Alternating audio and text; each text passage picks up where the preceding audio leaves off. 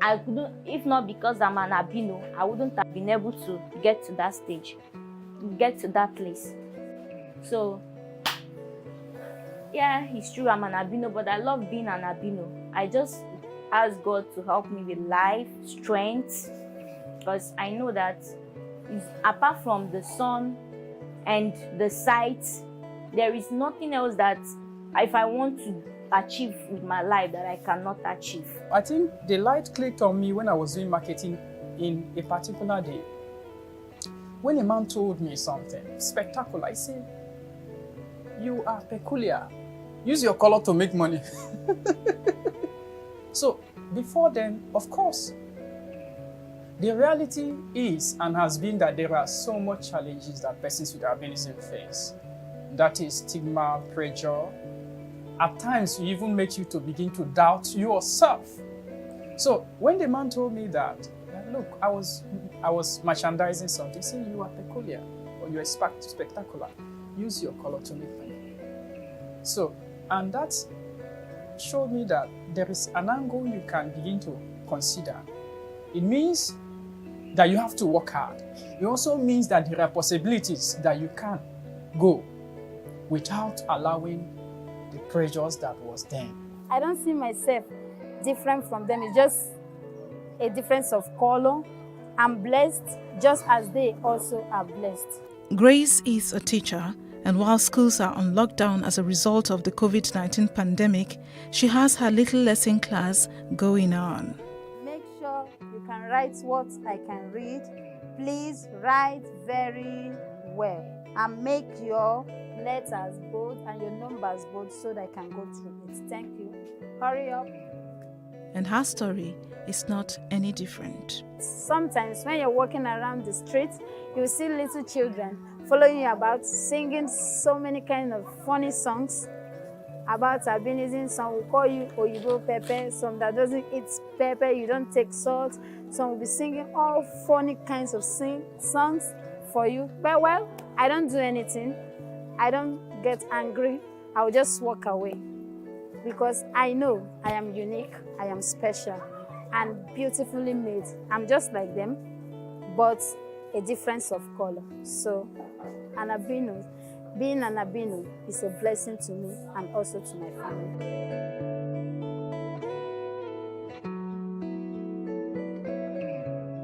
She have accommodation problem, then I decided to take her in to come and live with us.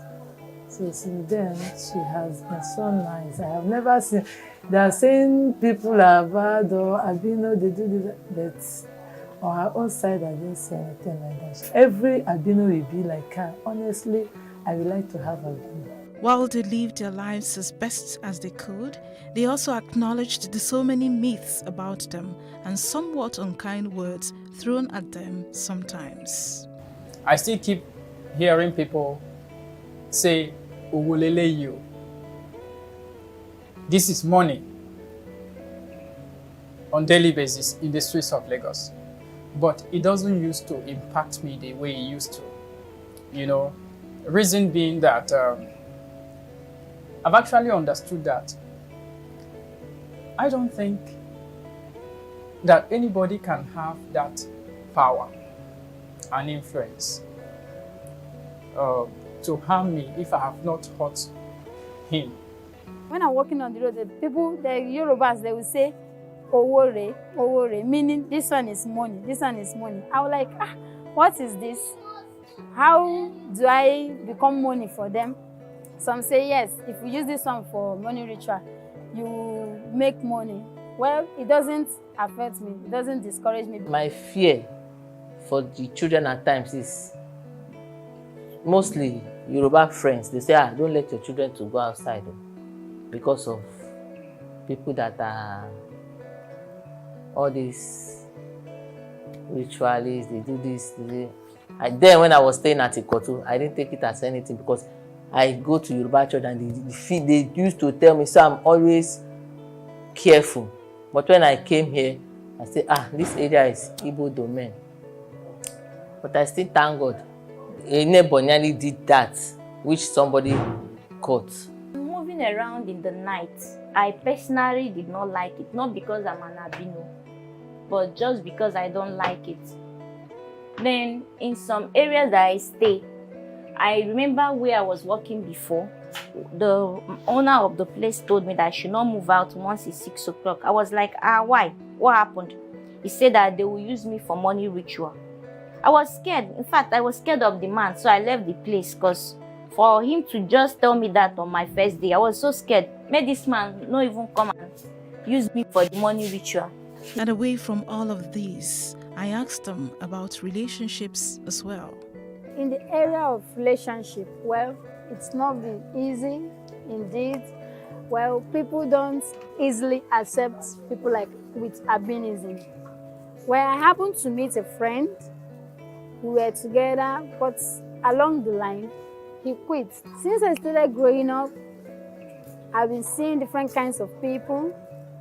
But there is one person that amazed me most. He's a black. When I met him, he told me that he has signed that without person living with albinism, he has nothing to do with any other person. It really, really encouraged me. It made me feel happy. I'm on in the good market now, Abby. So I hope to be in a relationship soon. But I have not considered this a problem, okay? For me, I don't believe everybody should like me. No. Not because I'm an albino. Anyways, in terms of relationship, at times, like in the past, I was dating someone that I thought I would end up with, but the family of the guy, because I'm an albino, they said no. And that kind of thing has been happening several times in my life. So at a time, I have to accept it this way. In fact, I don't want it to make me feel weak, because I know, I take it that this is what life, what my faith, this is how it is with me, so I have to take it. Yes, I cannot go to their mind to change their mindset or tell them how good I am. I believe if they want me, they'll be patient to know who I am instead of judging with my color. I intend to get married someday, but for now, I'm in a relationship right now. But among these children, there is seeming no discrimination at all.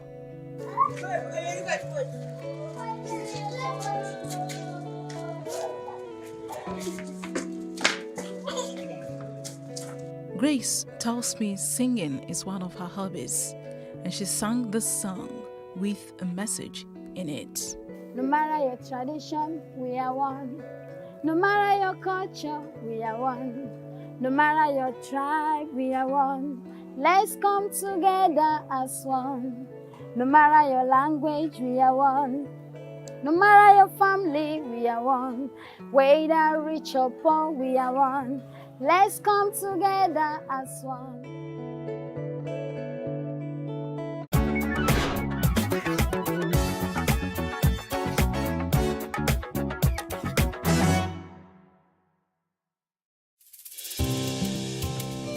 For me, I wanted to change that culture. I didn't believe that until you see a white man or you see a foreigner in the kitchen before you can believe that, good food is going to come out of that kitchen.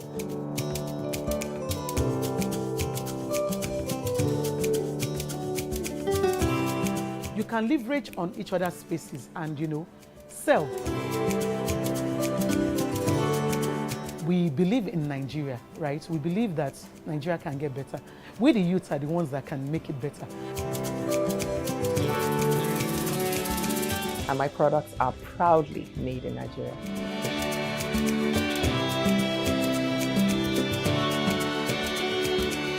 Made in Nigeria, showing every Tuesday at 10:30 p.m. and repeats on Saturday at 8:30 a.m. Nigeria's Niger Delta region from where the black gold fuels Africa's largest economy, where the lines between wealth and poverty has never been thinner. Conflicts, poverty, insecurity, and environmental challenges daily confront the region. How can the Niger Delta story be changed for the better? Join Mamode Akuga at 9 p.m. every Friday evening on Plus TV Africa as he probes deep in search of solutions. Inside the Niger Delta with Mamode Akuga, the authentic voice of Nigeria's oil-rich region.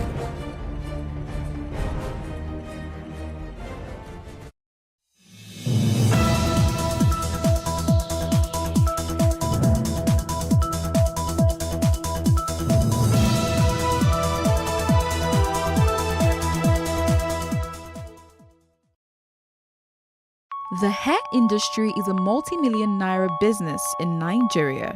The industry has experienced impressive growth in recent years. From the sale of hair extensions, wigs, and hair care products, it is a huge market and it is largely buoyed by patronage from women. Women are mostly identified by their hair, but does that mean without hair they have no identity? Definitely not. There is a condition called alopecia.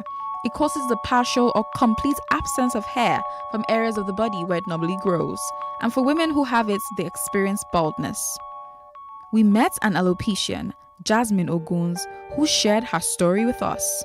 Alopecia is an autoimmune disease, but we alopecians like to define it as an autoimmune condition, so we don't scare people. So alopecia is an autoimmune condition that happens when the immune system attacks the hair follicles, thereby causing partial or total hair loss.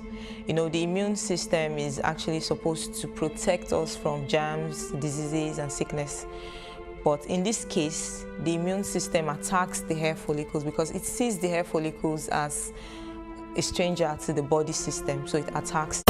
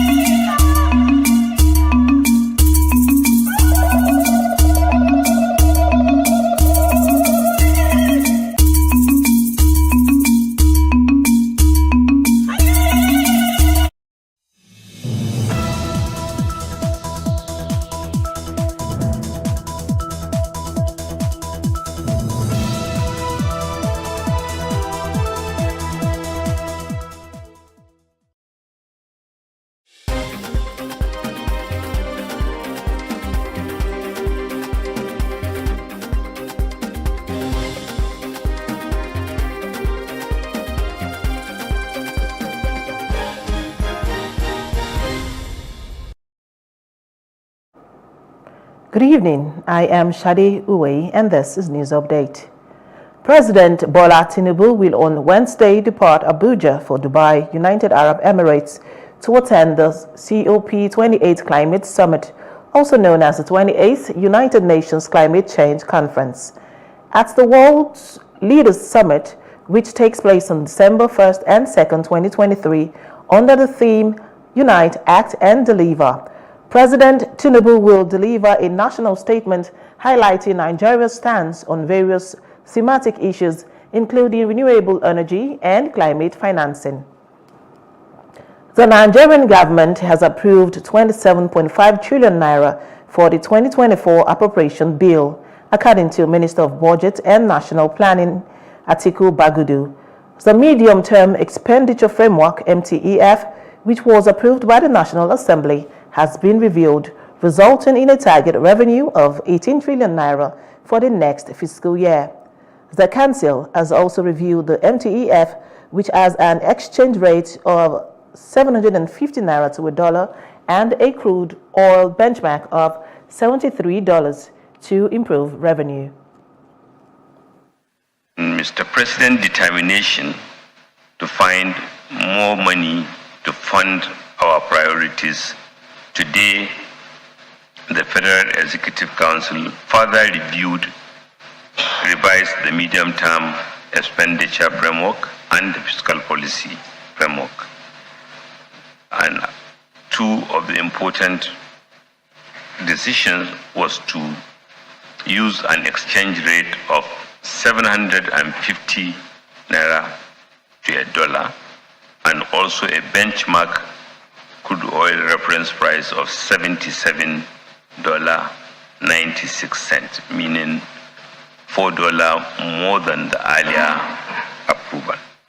Equally, the Federal Executive Council approved the 2024 appropriation bill and the presentation of such to the National Assembly by His Excellency, Mr. President. The bill has an aggregate expenditure of 27,500 billion. The forecast revenue is now 18.32 trillion, which is higher than the 2023 revenues, including that provided in the two supplementary budgets. Equally and commendably, the deficit is lower than that of 2023. President Bola Tinubu has transmitted an executive communication to the Senate indicating his intention to present the 2024 appropriation bill to a joint session of the National Assembly tomorrow, Wednesday, November 29th by 11 a.m. Tinubu's letter of intent was read at plenary by Senate President Godswill Akpabio on Tuesday, November 28th. An appeal court sitting in Lagos State on Tuesday dismissed the petition filed by Tony Cole of the All Progressives Congress APC against Rivers State Governor Siminalayi Fubara of the People's Democratic Party. Tony Cole wanted the appeal court to direct the Independent National Electoral Commission (INEC) to declare him the winner of the March governorship election. He had told the court that Fubara was still signing documents as Accountant General of the state even after his nomination as the governorship candidate of the PDP. The Rivers State Governorship Election Petition Tribunal had in October dismissed the petition, saying that the APC that sponsored Tony Cole had withdrawn the petition against Fubara's victory. A Federal Capital Territory High Court Abuja has adjourned an alleged procurement fraud case involving ex-governor of the Central Bank of Nigeria, Godwin Emefiele. The court adjourned the trial of the ex-bank chief to January 18 and 19, 2024 for continuation of trial. Emefiele is standing trial on a 6-count amended charge on alleged procurement of vehicles to the tune of 1.6 billion naira. He was granted bail on November 17, 2023 to the tune of 300 million naira. Emefiele, the ex-CBN governor, had pleaded not guilty to the charges. The Court of Appeal Abuja Division has sacked the Deputy Speaker of the Bauchi State House of Assembly, Jamilu Barade. Barade's sack came less than 4 days after the Appellate Court sacked the Speaker of the State Assembly, Abubakar Suleiman, as a member representing the Ningi Central Constituency in Ningi local government area of the state.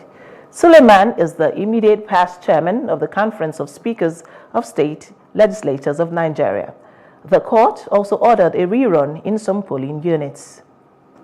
Still on the news, the Senate has squashed a bill for an act to amend the Electoral Act 2022, seeking to allow political parties nominate and replace validly elected candidates in the event of resignation, death, or vacancy of 7 members in National Assembly and State Assemblies and for connected matters.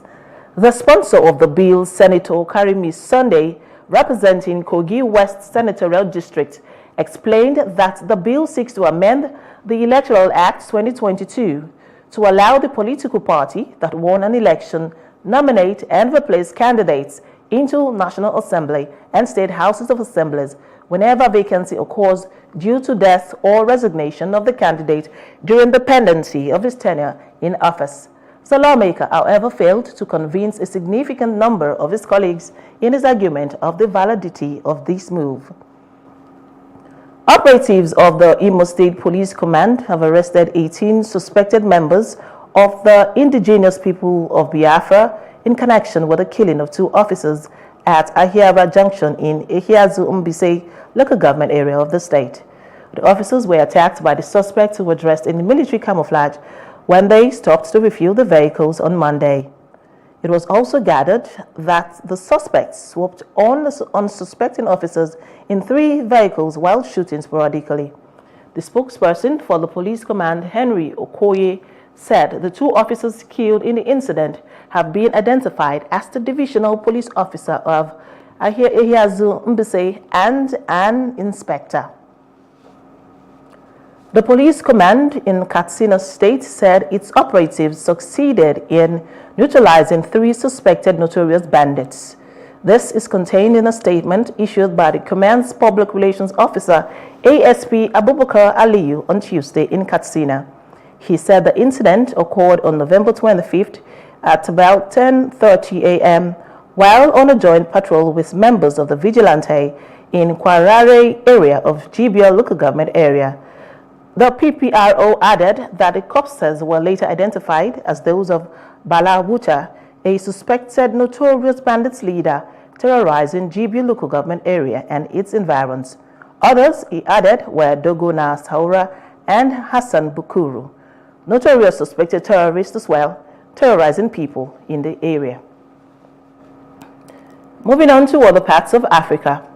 An elevator carrying workers to the surface at a giant South African platinum mine plunged out of control, killing 11 and injuring 75, the mine operator said today. Impala Platinum said the accident happened on Monday at its Rustenburg mine, northwest of Johannesburg, as more than 80 employees were leaving the shaft at the end of their shift. The alert was raised shortly before 5 p.m. as the lift unexpectedly started descending. According to the company in a statement, its rapid descent was stopped by the conveyance counterweight becoming trapped by the jack catches, a safety system intended to stop lifts and underground trains from rolling back in case of an accident. The company said 75 workers were injured and were transferred to local hospitals and admitted for treatment. In outside Africa, Israeli forces and Hamas fighters appeared to be abiding by a truce for a 5th morning on Tuesday after a 4-day ceasefire was extended at the last minute for at least 2 days to let more hostages go free. A single column of black smoke could be seen rising above the obliterated wasteland of the northern Gaza war zone from across the fence in Israel, but there was no sign of jets in the sky or rumble of explosions. Both sides reported some Israeli tank fire in the Sheikh Radwan district of Gaza City in the morning, but there were immediate reports of casualties. During the truce, Hamas fighters released 50 Israeli women and children as young as toddlers from among the 240 hostages they captured in southern Israel during a deadly rampage on October 7th. In return, Israel released 150 security detainees from its jails, all women and teenagers. Hamas also separately released 19 foreign hostages, mainly Thai farm workers, under separate deals parallel to the truce agreement. And in business, the Minister of Aviation and Aerospace Development, Festus Keyamo, has criticized Ethiopian Airlines deal with the former President Muhammadu Buhari's administration on the proposed national airline Nigeria Air. Keyamo, who addressed State House correspondents after the Executive Council meeting on Monday, claimed that the agreements of the deal were unfair to the Nigerian Airlines as it would create a monopoly for Ethiopian Airlines. In the agreement, you are giving tax waivers to Ethiopian Airline coming into Nigeria. They asked for tax waivers for 5 years, and you granted them to come and compete with your local airlines who are paying those heavy taxes. How? You want to create a monopoly. That's why when they tell you that, oh, we want to crash price by 70%, it's a lie. It's robbing Peter to pay Paul. Because they have removed all taxes from you and you granted them to the tax waivers. And initially, they will crash prices. Once you drive every other person out of the market, you now have a monopoly that you can hike it 500%. Nobody there to challenge you. The only thing that brings down prices in the commercial world is competition. It's fair competition. In the agreement, they also made, a proposal that they will appoint everybody, top management, everybody Ethiopian in Nigeria, and we agreed.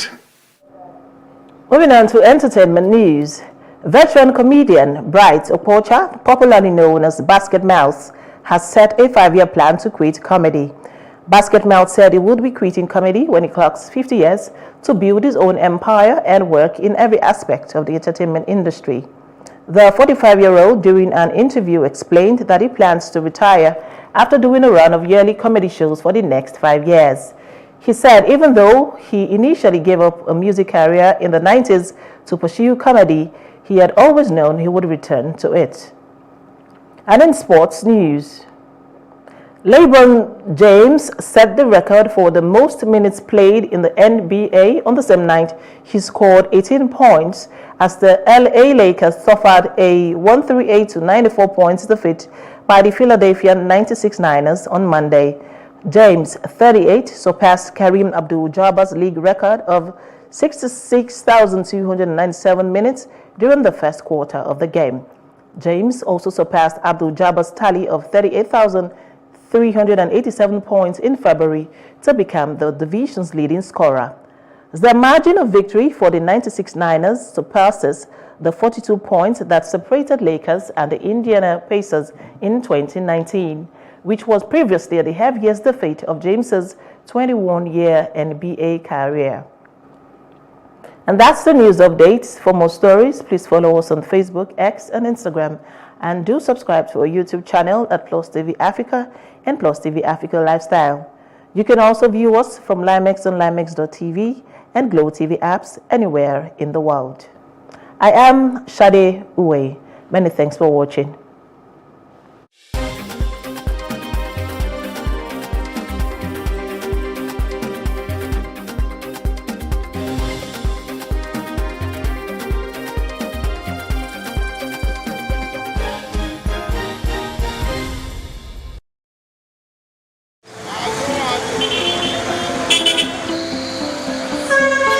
Nigeria is witnessing an increase in entrepreneurs, startup companies, and small and micro-scale businesses.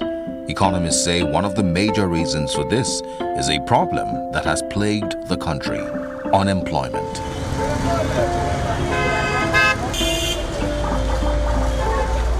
Many Nigerians spend several years at home jobless before securing their first jobs or settling for other options. The National Bureau of Statistics puts the country's unemployment rate at 33.3%, the highest on record. Rather than sit at home and complain, more young people are becoming innovative and turning their hobbies into businesses. Olayanwaju sold clothes in his undergraduate days to make extra income. He now does the same thing, but this time around to make a living. It came as a motivation for me since my university period, because I actually went into selling of NYSC kits, selling all these basic minor clothes. Then after a while, after going to service, it occurred to me that the kind of set of people I roll with, this is what is going on in town. This is the fashion store. This is the brand, and I've been known as Roger Wears. So why is Roger Wears still selling this? Why can't he just move up from this business into the main industry? Samuel Joy learned to cut hair during her days of unemployment. It's now what she does for a living. Actually, it hasn't really been easy though, but a lot of challenges ahead of it, and some I've faced though, and it's cool. But I love it being, I was once a tomboy. That's when I learned barbing. And ever since then, I think I've been able to convince people to believe my skills. Unemployment and poverty also forced Willie to be a barber on the streets of highbrow Victoria Island in Lagos. When I was growing up, my father actually wanted me to do something good. He wanted me to go to school, wanted me to have a good grades in school. Well, you know the system in the country. When after the school stage, you come back, you graduate from school, you still don't have good jobs out there. On the flip side, unemployment has led to the stagnation of some individuals who find it tough to adapt because of their specializations. National sports broadcaster lost his job at the peak of his career. His unemployment journey lasted about 7 years. Moving on and getting another job was more difficult than he had imagined it would be. A Wally Scott with all that talent doesn't have a job. But I realized that every office I went to, when I picked myself up, when I get there, the guys who are in my department there are like, I beg, I space no day, because they have job security problems. As in, if this guy comes, he's going to take our job. That was my major reason why I didn't get a job that early. Everybody felt like, it's good. If he comes, he's going to take our job and all that. So I didn't get a job for a long time. All this doesn't mean there aren't people who still get white-collar jobs. But what factors make some people employable and others unemployable? As a job seeker, you need to position yourself to get that fresh information. The longer a job opening is out there, the reduced or the more reduced your chances as a job seeker to get shortlisted. So that's the first thing first is the information and the network. Then the next step is actually your own preparedness, which is your documents, your marketing tool, your CV. Anything that will sell you best should come first on your CV or should be prominent on your CV. There are some schools that if you are a graduate of that school, just put it at the bottom of your CV. So if your CV is a 3-pager, let it be maybe like the second to the last item on your CV. There are some schools that you need to put proudly on the first page because those schools are considered to be thorough and rigorous in their processes. So how do you apply? If you're applying to an online portal, fine, you have to upload your CV still. Or you could apply to an email. Usually such vacancies, there's always an email for you to send your email. So when applying, ensure that you're applying properly. And the basic rules are the subject must be the job title you're applying for. So for instance, if it's an accounting role, the subject should be accountant or accounting opening, something like that. Everybody's got talent, but are you actually the right talent for that particular role? Then again, what exactly are you prepared? When I mean the right talent, do you have the right skills?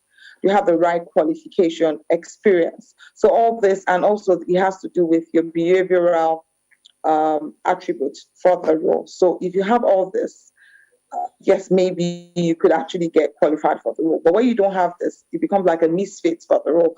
What makes people unemployable is also a determinant of your readiness. Are you available? Are you actually what we want for that role?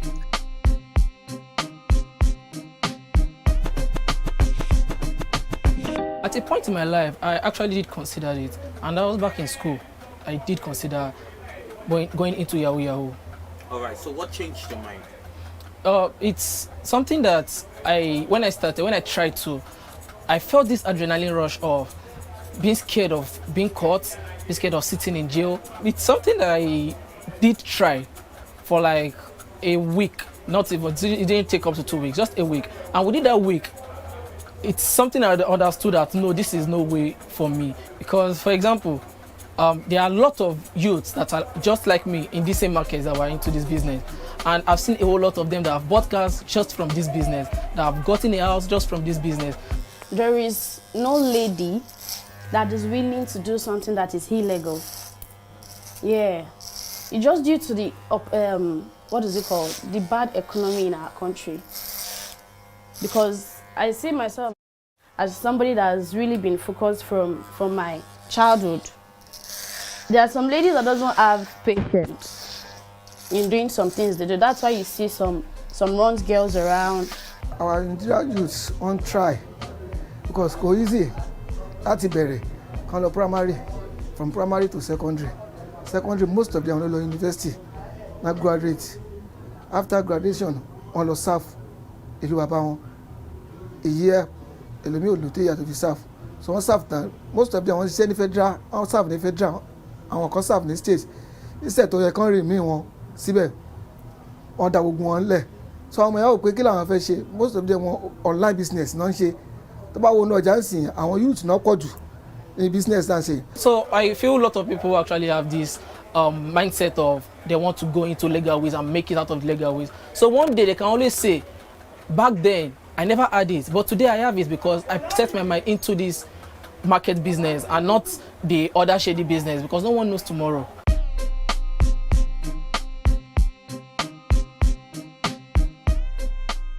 The problem is not the guys from the outside. It's actually from the inside. You don't get any more respect at home anymore. The wifey doesn't respect you anymore. Your mother, your parents don't respect you anymore. And if you are fortunate that you have siblings who actually have jobs during that period, the parents, people around you tend to actually give the respect to those people, and you lose your respect as the elderly one. So the people at home expect you to come back and they want to talk to you, they want to insult you, and to forget you to get a deaf ear to the insult. You get to get drunk, get high, just come home and sleep. You know, whatever they're saying, you can't hear them, you know?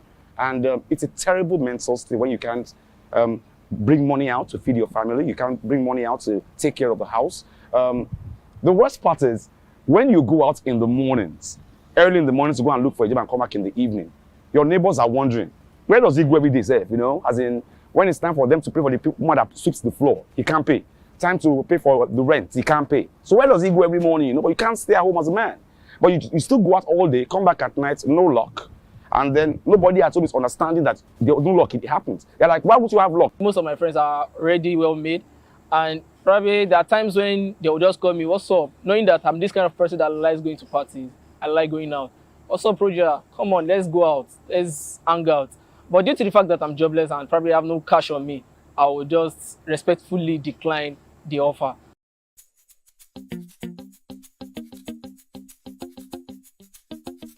Both the private sector and individual have roles to play as far as employment-related issues are concerned. Take the private sectors, for example. Private sectors, or private sector rather, not sectors. The private sector have they have to help to drive the public sectors in every area where it is failing. I give you a very good example. In the ongoing pandemic, the government of Nigeria has not been able to take to life any vaccine. Not because there are no researchers, not because there are no research institutes, but there were other factors that go into that space to make it happen. One of it is funding of research. We have to start changing the orientation of people. There is the mentality of quick wealth all around, all over the whole place, which is why a whole lot of young people are involved in Yahoo, in code, and all other things. And when you speak with them, they tell you, oh, it's because there are no jobs. That's why I have to go that way. But in the real sense, there is a due paying process period when people are supposed to commit to a job or a role or a work or a vocation and learn the ropes, become experts.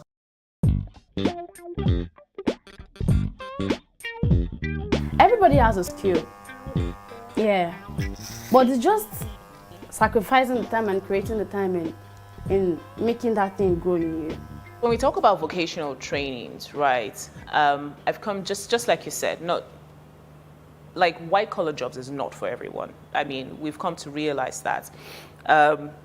At the moment at Jobberman, we are in partnership with the MasterCard Foundation. We are upskilling about 5 million. Well, the mandate is 5 million young Nigerians over 5 years, right? And place 3 million of them in work.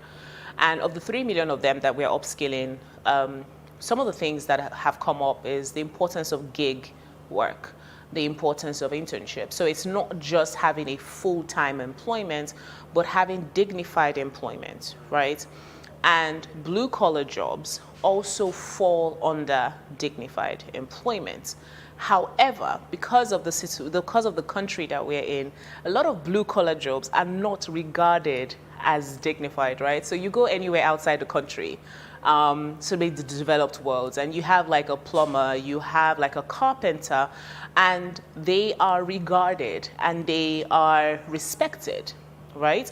However, in Nigeria, you have carpenters, you have plumbers, and most times those professions, although not white collar, are not regarded, right? So what we really would love to do is to make these blue collar jobs dignified. And how do we make them dignified? By teaching these people, or teaching people who are going through vocational trainings, the necessary skills that will make them stand out. So yes, white collar jobs are not the only answer when it comes to employment. Blue collar jobs as well are our answer to unemployment. After all said and done, changing the public perception that white-collar jobs are the only dignified form of labor may just be a start in the eradication of the stigma of unemployment. More people are building businesses from their talents, passions, and hobbies.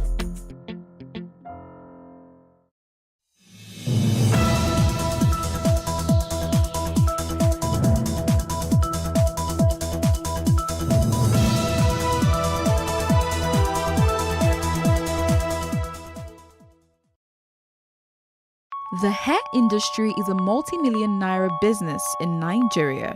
The industry has experienced impressive growth in recent years. From the sale of hair extensions, wigs, and hair care products, it is a huge market and it is largely buoyed by patronage from women. Women are mostly identified by their hair, but does that mean without hair they have no identity? Definitely not. There is a condition called alopecia. It causes the partial or complete absence of hair from areas of the body where it normally grows. And for women who have it, they experience baldness. We met an alopecian, Jasmine Oguns, who shared her story with us. Alopecia is an autoimmune disease, but we alopecians like to define it as an autoimmune condition, so we don't scare people.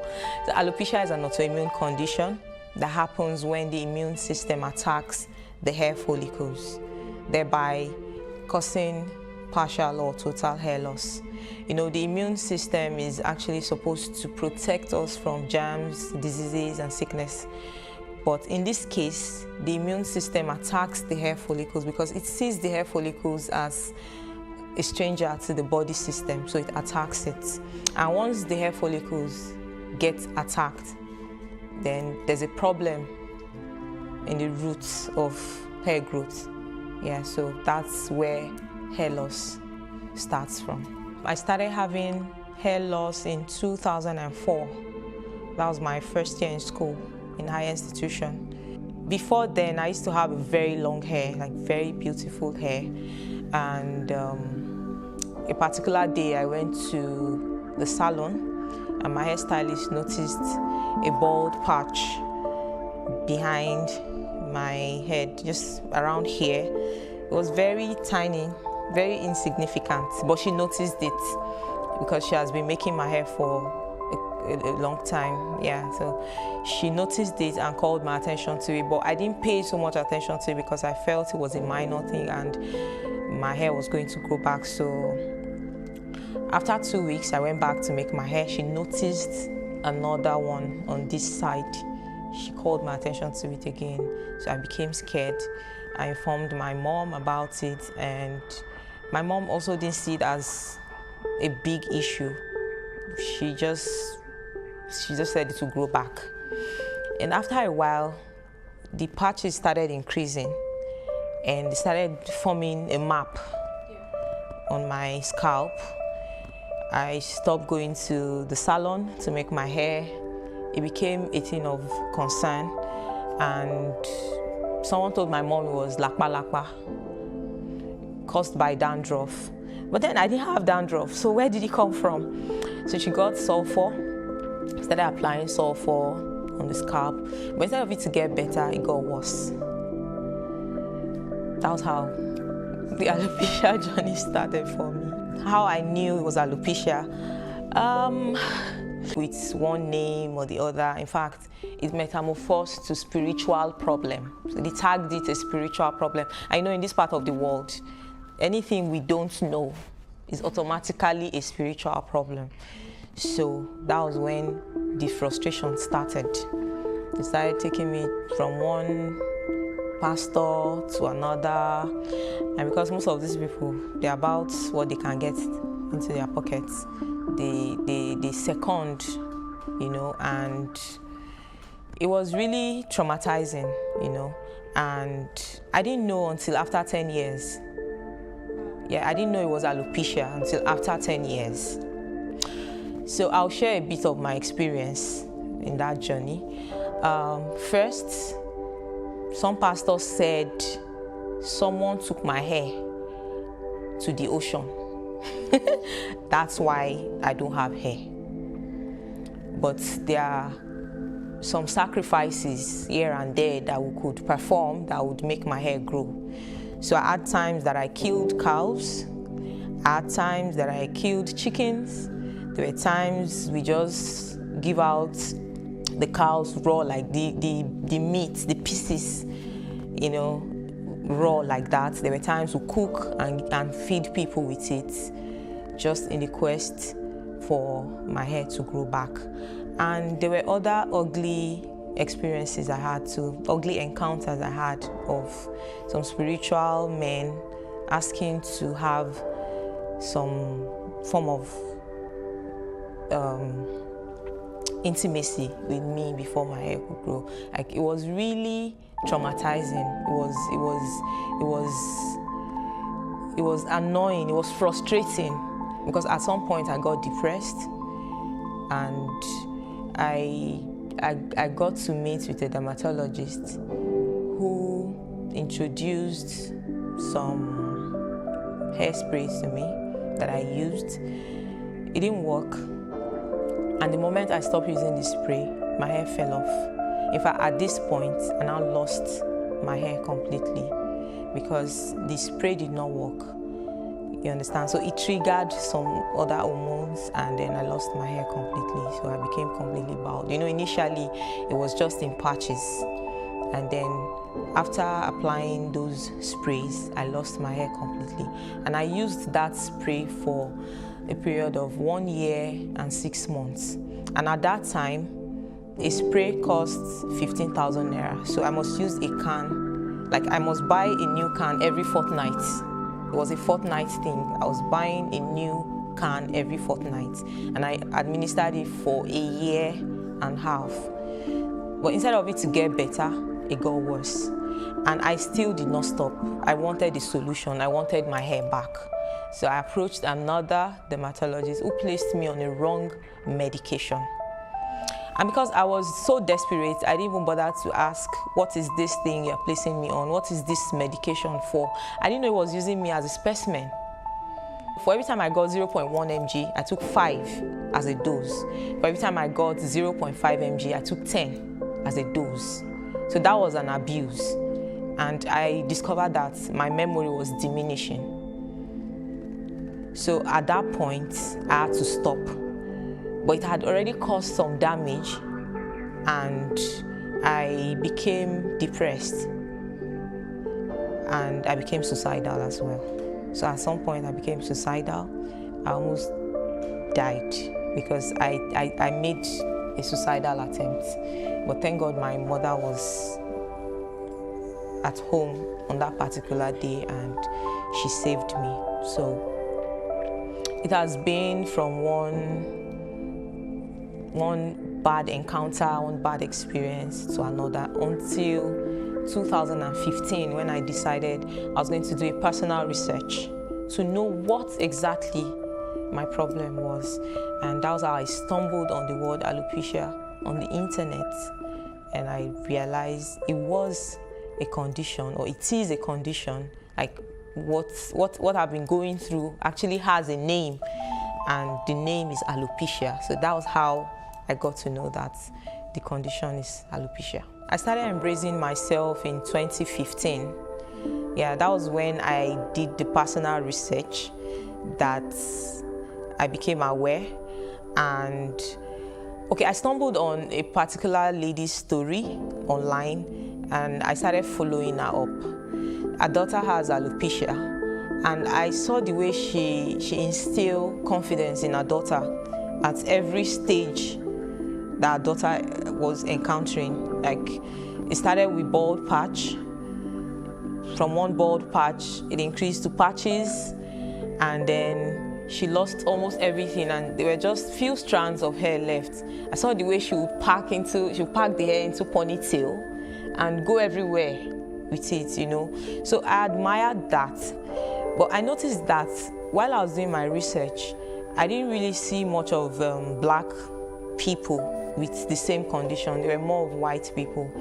And within me, I resolved that I could be a strength to other people, especially black people who are going through this same experience, who are experiencing the same thing. Because looking back to how my journey started, it wasn't funny.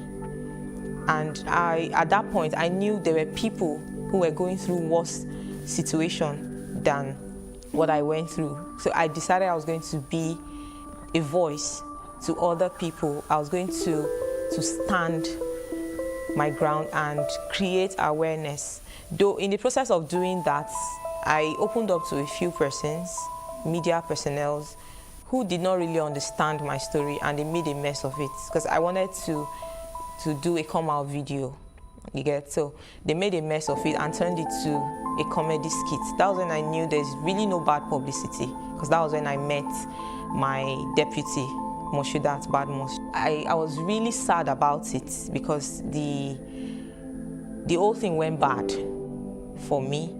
You know, it went viral.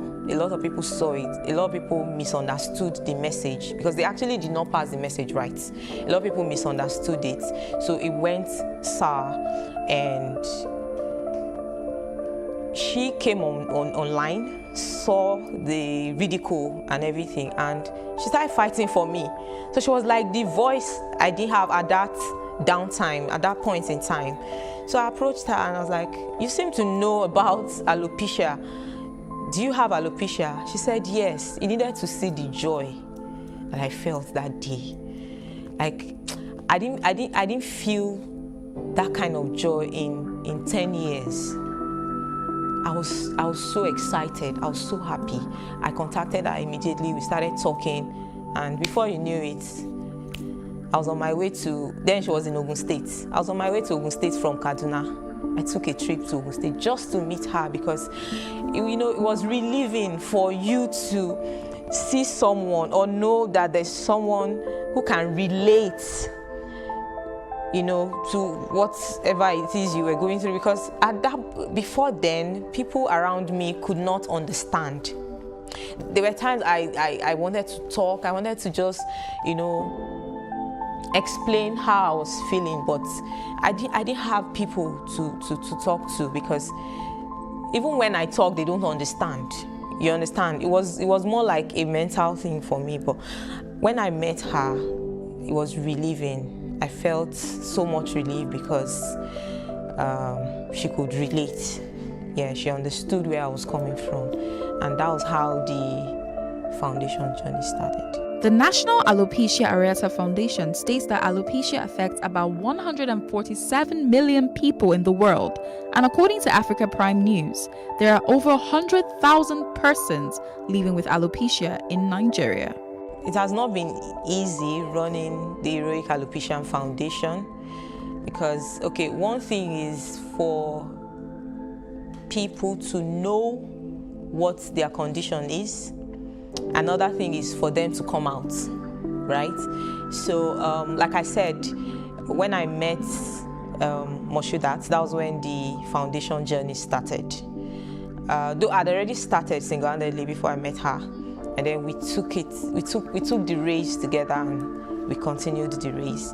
Then some other members joined, and we grew to about 13 members, and in the process, we got to know more. We got to know that alopecia is actually a journey. You get? Some would accept the fact that this is what it is. Some may never accept it. But it's a good thing that you are aware that this is what the problem is. right? And we realized that a lot of people are out there suffering that don't know what this condition is, and they really need to know, because if you know that you have a problem and you know what that problem is, I think your problem is half solved already. So what we do basically is try to reach out to people, try to create awareness. Thanks to BBC Pidgin, I was featured on BBC Pidgin last year, and as a result of that publicity, our member strength grew from 13 to 70. Yeah, so right now we have 70 members. Majority are Nigerians. We have few of them in Ghana, some in Sierra Leone, Cameroon, Senegal, America, London.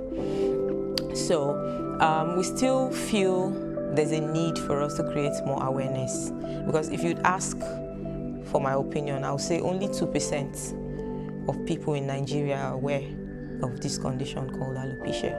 I think a lot has to be done, a lot needs to be done concerning awareness. There was a training I went for recently at Nikkei Art Gallery, and on the first few days of the training, I didn't go with my wig. I didn't wear my wig, and nobody really paid attention to the fact that I don't have hair. I only got comments like, your hairstyle is nice, and because of what I went there for, I didn't have that time to explain to them that it's not a hairstyle, but it's a health condition. Until after 5 days, I decided to wear my wig. So I went there with a wig, and after a while, I started feeling uncomfortable with my wig on, so I removed it. And people were like, it's better. You look better without your wig than with your wig. So another question popped up from someone else, that why the hairstyle? What inspired the hairstyle? And I told them it's not a hairstyle, but it's a health condition. So that got a lot of people's attention, and they're like, oh really, it's a health condition, tell us about it. So while I was talking, I heard whispers of two persons arguing about one Tope somewhere that has a similar condition, and the other person said, no, it's not the same. Tope's case is spiritual. You know, they were arguing in their dialect, in Kaba actually. So I heard, and I paused and asked, why did you say Tope's condition is spiritual? He said, because hers is not completely off like mine. She has patches and all. I said, yes, the patch is a form of alopecia actually. Like, there are different types of alopecia. Hers is alopecia areata. That's the medical term for her condition. And they're like, oh really? I said, yes. So I went as far as explaining to them that there's also a condition called alopecia totalis, where it's just limited to the head alone. You know, the hair loss is limited to the head alone. And I also explained about alopecia universalis, where the victim loses the lashes, the brows, and every other part of the body that has hair. And they were amazed. So when they told me a lot about Tope, I told them I was interested in meeting Tope. But guess what? Tope is dead. Tope died as a result of isolation. Tope died as a result of stigmatization. I also heard of the story of one woman in Benue State that died as a result of stigmatization. She was tagged a witch because her hair stopped growing, and she was isolated, far away from people.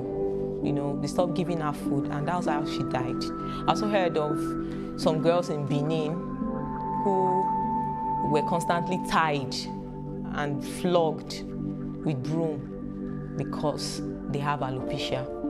And at the moment, we have two parents in Kaduna who are representing their sons because they are kids. One is 6 years old, the other one is 7. There's this belief in the north, when strange things happen to you, they just assume you have Anjanu, like a spiritual problem, like evil spirits. I think Anjanu is evil spirits. And they kept burning their scalps with fire, that they are chasing away the Anjanu, until they met me. Someone actually told me about them, and I went to visit the family. So when I got there and I removed my wig, I saw the relief there was this sigh of relief that, oh, okay, so this thing is not happening to our son alone. There are other people who have this thing, and it's a medical condition. You understand? So a lot needs to be done concerning awareness. Alopecia can affect anyone regardless of age and gender, and in many cases, it takes a toll on their relationships. To an extent, alopecia has affected my relationship with people, because I remember back then in school, when it started at first, I didn't start covering it immediately. I still rocked it, and after a while, I started covering it with a scarf.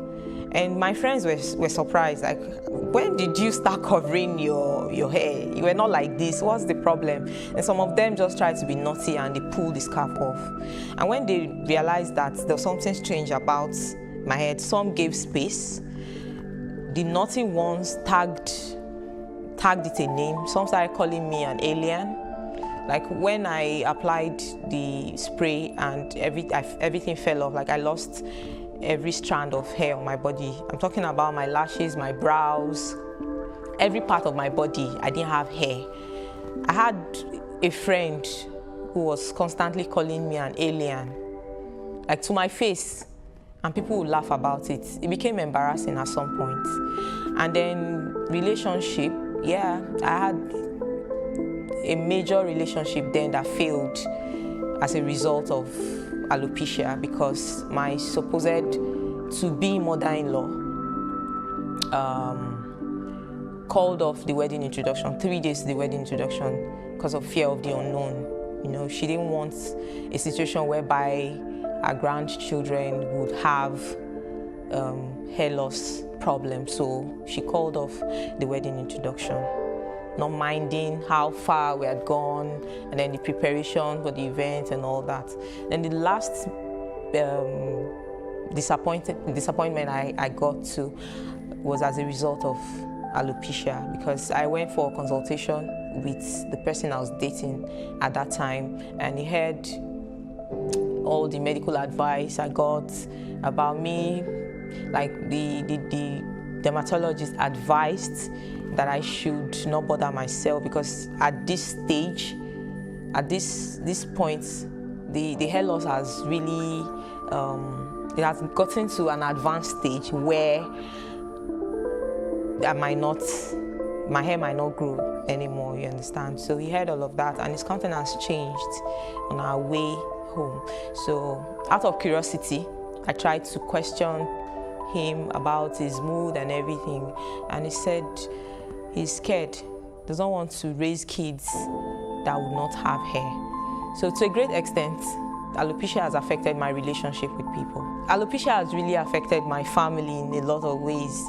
Like my mom, right now, she still does not accept the fact that it is a medical condition. She's yet to come to terms with the fact that it's a medical condition. She still feels that there's more to it and the hair would grow.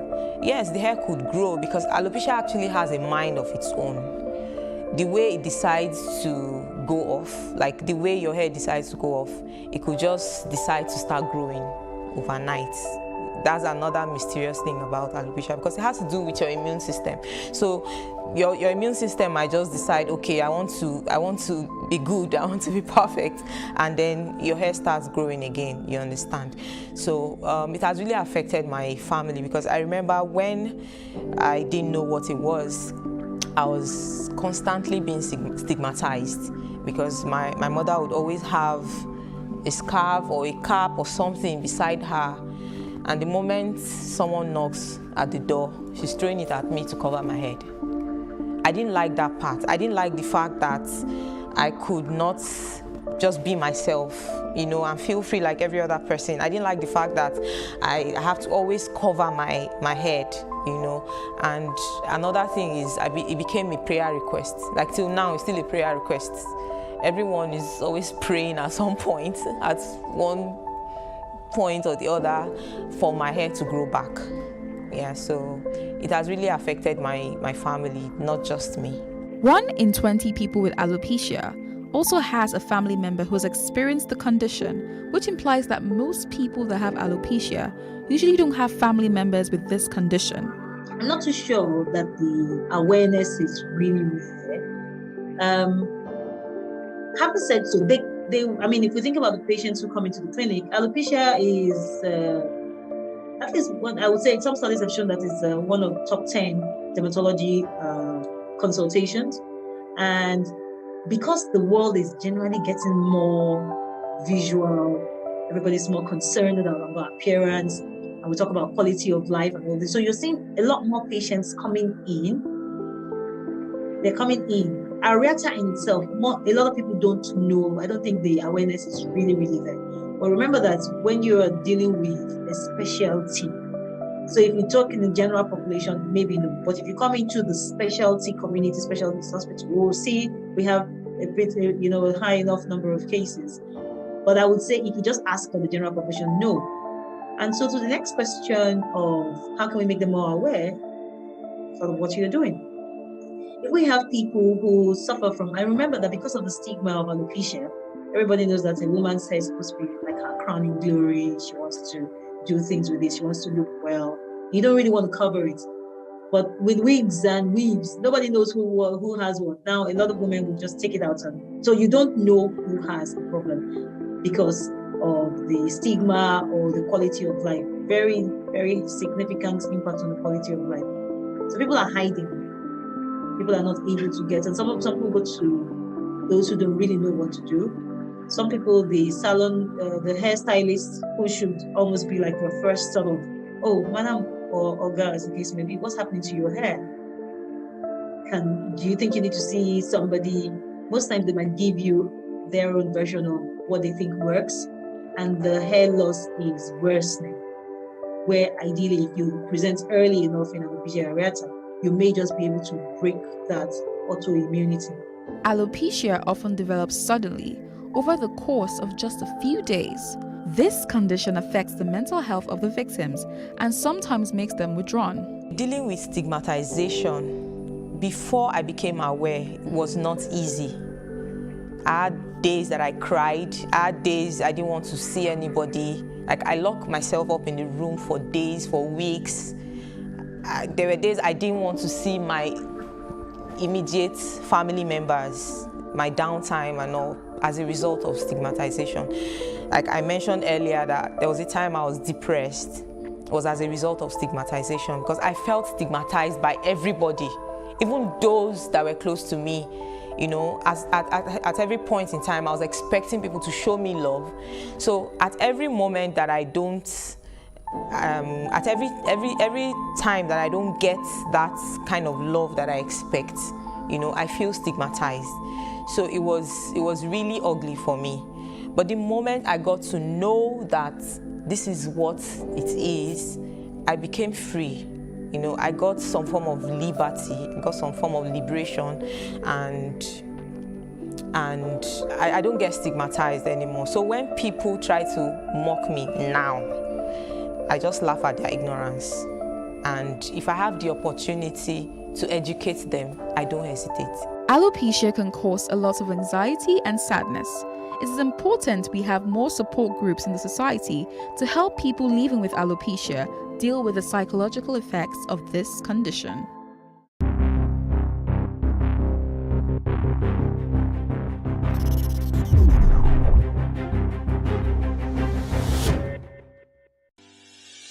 Increase the reach of your events or business services. To advertise on Plus TV Africa, please call 0906 000 5719 or 0909 040 8408, or send an email to marketing@plustvafrica.com. Plus TV Africa. Big stories live here.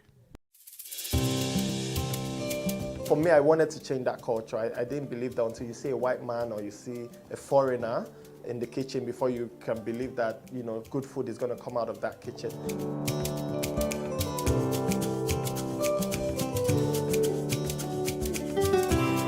You can leverage on each other's spaces and, you know, sell.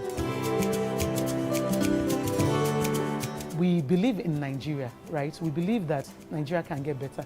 We, the youth, are the ones that can make it better.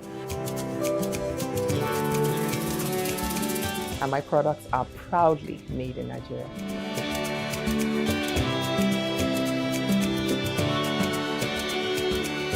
Made in Niger, showing every Tuesday at 10:30 p.m. and repeats on Saturday at 8:30 a.m. True Nigerians, Heroes of Our Time, a program where we celebrate Nigerians as a people and Nigeria as a country. It's uniquely different from every other TV program. Why? Because it's a celebration of Nigerians, both at home and in diaspora, who have achieved in their various fields. A celebration of patriotism, hard work, role models. It's all about Nigerians as a people and Nigeria as a country. My name is Zaki Adze. Join me every Thursday, 9 p.m. and a repeat broadcast every Sunday, 12:30 p.m. on this station to celebrate true Nigerians, heroes of our time.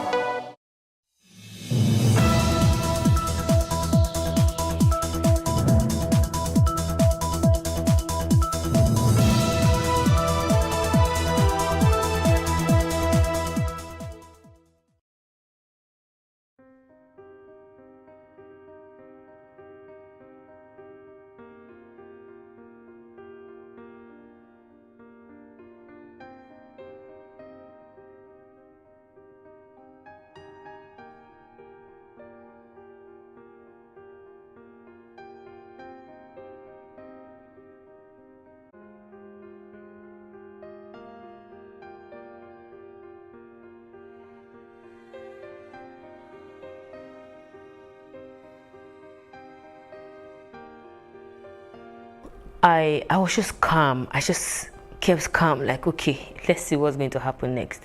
And they were there that night till at about 11 or 12 late in the night. And then they brought a bus. So they packed all of us. The bus was empty, like they had removed everything inside the bus. They made us sit. We sat in the bus and we drove. So we drove for a couple of hours. I can't remember how many hours, but like close to 7 hours. So on daybreak, I saw where we got to was like a house, very big house, gated, fenced and all that. And they just dropped us there and turned back. So I was surprised, like, So for the first time, and I had to ask the 4 ladies, the 3 other ladies that we left together, please, do you guys really know where exactly we are going to? Like, this whole thing is really looking blurry to me and I don't understand anything anymore. And they're like, even them too, they are even confused though. And to crown it up, they asked us not to talk to each other. They asked us not to say anything to each other. I don't understand. So I just looked everywhere and saw that, okay, there are batches and batches of people seated at different corners. Okay, so I really need to ask questions. So at that point, one Alhaji came out, like he's one in charge of that house, and then he did say, okay, let's look for something to eat. All through this while we are not eating, and he said we should fix something to eat, and they made one spaghetti that didn't have salt, and it was so very funny, like. So I just summoned courage. I went to meet the Alhaji. I said, please, sir, I need you to just be open and tell me what exactly is going on. Where am I, first of all? He said, Duruku. I said, where is Duruku? He now said, how do I expect him to be able to explain that? That Duruku, that is what he knows, this place is Duruku. I said, okay, do you know where exactly I'm going to? Or do you know the person that brought me here? He was like, maybe Libya you dey go. I said, Libya. I said, I'm not going to Libya. He said, I still say you be Johnny just come. Like, he said, you don't reach here. The only thing now for you make you they go the place where then they carry you, they go. Say, they go come carry you tomorrow night. And he refused to say anything afterwards. So I went to sit down and relayed what he said to the other ladies. And everybody became very, very, very, like, upset and curious, like, okay, let's even find out. So just at that time, there was a lady in the particular room that had like 5 big of the ladies. So that was the first instance where I started hearing information, and I just didn't want to believe. Honestly, I didn't believe at that point that maybe that is what we are in. But what she explained to the lady was that we are either being transported to Libya for prostitution or Italy. And then the lady said, she told her that no, the person that took us said we are going to Malaysia. And the lady now laughed and said that is what they will tell you, and that this is her 5th time going through this route. That was the same way she was deceived, but she ran away and was able to find someone who helped her, and eventually that was the person she got married to, and now they are doing like illegal business. She goes there, buys stuff, and goes back to Kano to go sell. So I said, no, it cannot be possible. Like, we all agreed that it cannot be possible, because that was not what they told us. Looking at what the first guy told us, what the magician guy told us, what the lady told us, that it cannot be possible, that maybe hers is a different kind of connection. So fast forward from there, they came to pick us the next night in a Hilux, arranged us, and we drove for like 3 days non-stop. Okay, we had 2 stopovers. The first stopover was in a very cold, white place. Like, I have never seen that kind of cold in my life before. I was shivering to the brain. Like, I just couldn't imagine why I was going through this. Like, if these people really want to help me, this is not a way to help someone. You cannot be helping someone and the person is in pain. So, but I couldn't really say much because I was already in it. So we drove for days, and on the 3rd day where we stopped was really looking like, I didn't know what to call the place. There were thousands of people, young ladies, guys, and they were calling it ghetto. This is ghetto. They were calling the particular ghetto. The ghetto had a name, and they said, okay, now we can go and have our bath. So for the first time after 7 days, we're going to 8 days, we're going to have our bath and have change of clothes.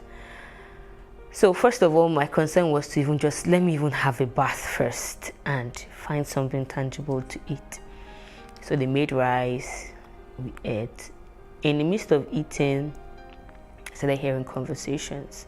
So I said, okay, since they said we should not talk to anybody, no problem. I'm going to find out everything I need to find out, and if possible, go back from here.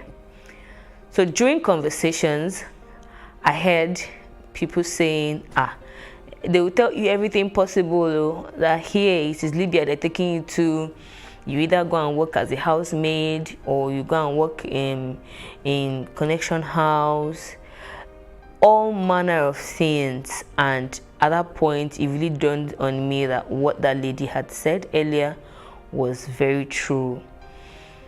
So the other 3 ladies, 2 of them now came to meet me when I was sitting down. I like, see what I am hearing. I said, okay, even me too. I heard the same thing. And they're like, are we sure we want to continue this journey? So at that point, I was really upset with myself not to have verified whatever information I got.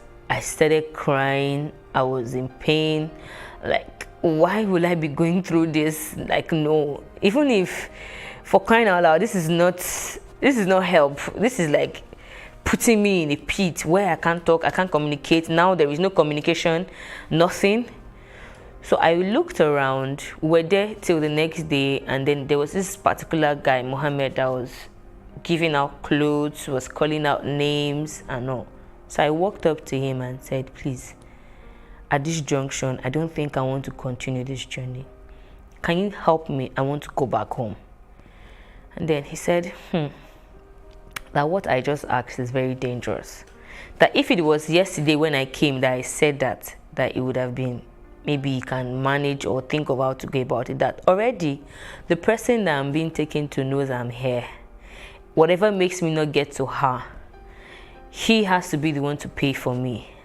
I'm like, pay for me as how? He said, somebody paid for you to be brought to her, and pay transit, they pay additional money just to be sure that the person is being carried along. And I was like, okay, so how much does it cost to get up to this point? And if I'm to go back from here, I can actually call them, tell them I don't want to continue this journey and I want to go back home. He said it's either of two things. It's either you get home or you don't get home. They might tell you to go. They'll either kidnap you and sell you to a place where you'll never be able to come out from, or they might even kill you. That he would advise me to just go and face my fate, but I should pray that whoever I'm going to go and meet is not a bad person. And I asked that, why did he say so? He said he cannot say anything more. That I'm here, and the only way forward is to move forward. I was like, okay. I was broken. I couldn't even tell the other ladies what he had said. I summoned courage to eventually say. So that night, they put us in a hillock. We're about 36 or 32 of us. And they made us sit in rows in the hillocks. So we drove for like 3 days. We had a couple of stopovers, but I was really choked up because I was seated back in the hillocks. So everybody's weight was resting on me, and it was hell for me. I couldn't breathe at some point. My legs were dead. I couldn't move. Even when we stopped, I took like minutes. Most of us took like minutes to even be able to stand up. And I was like, no. But even if I were to travel by road, he did say it was going to be at some point. At least by now, the traveling by road should have stopped. And that was so I remembered what the other guy said at the where we were, that there's no flight, anything. They deceived you. Everything they told you was just to cajole you to decide to go, that there is no flight anywhere. You're going by road to wherever you're going to. So at that point, I was just concerned with one thing, which is surviving and coming back home at all cost.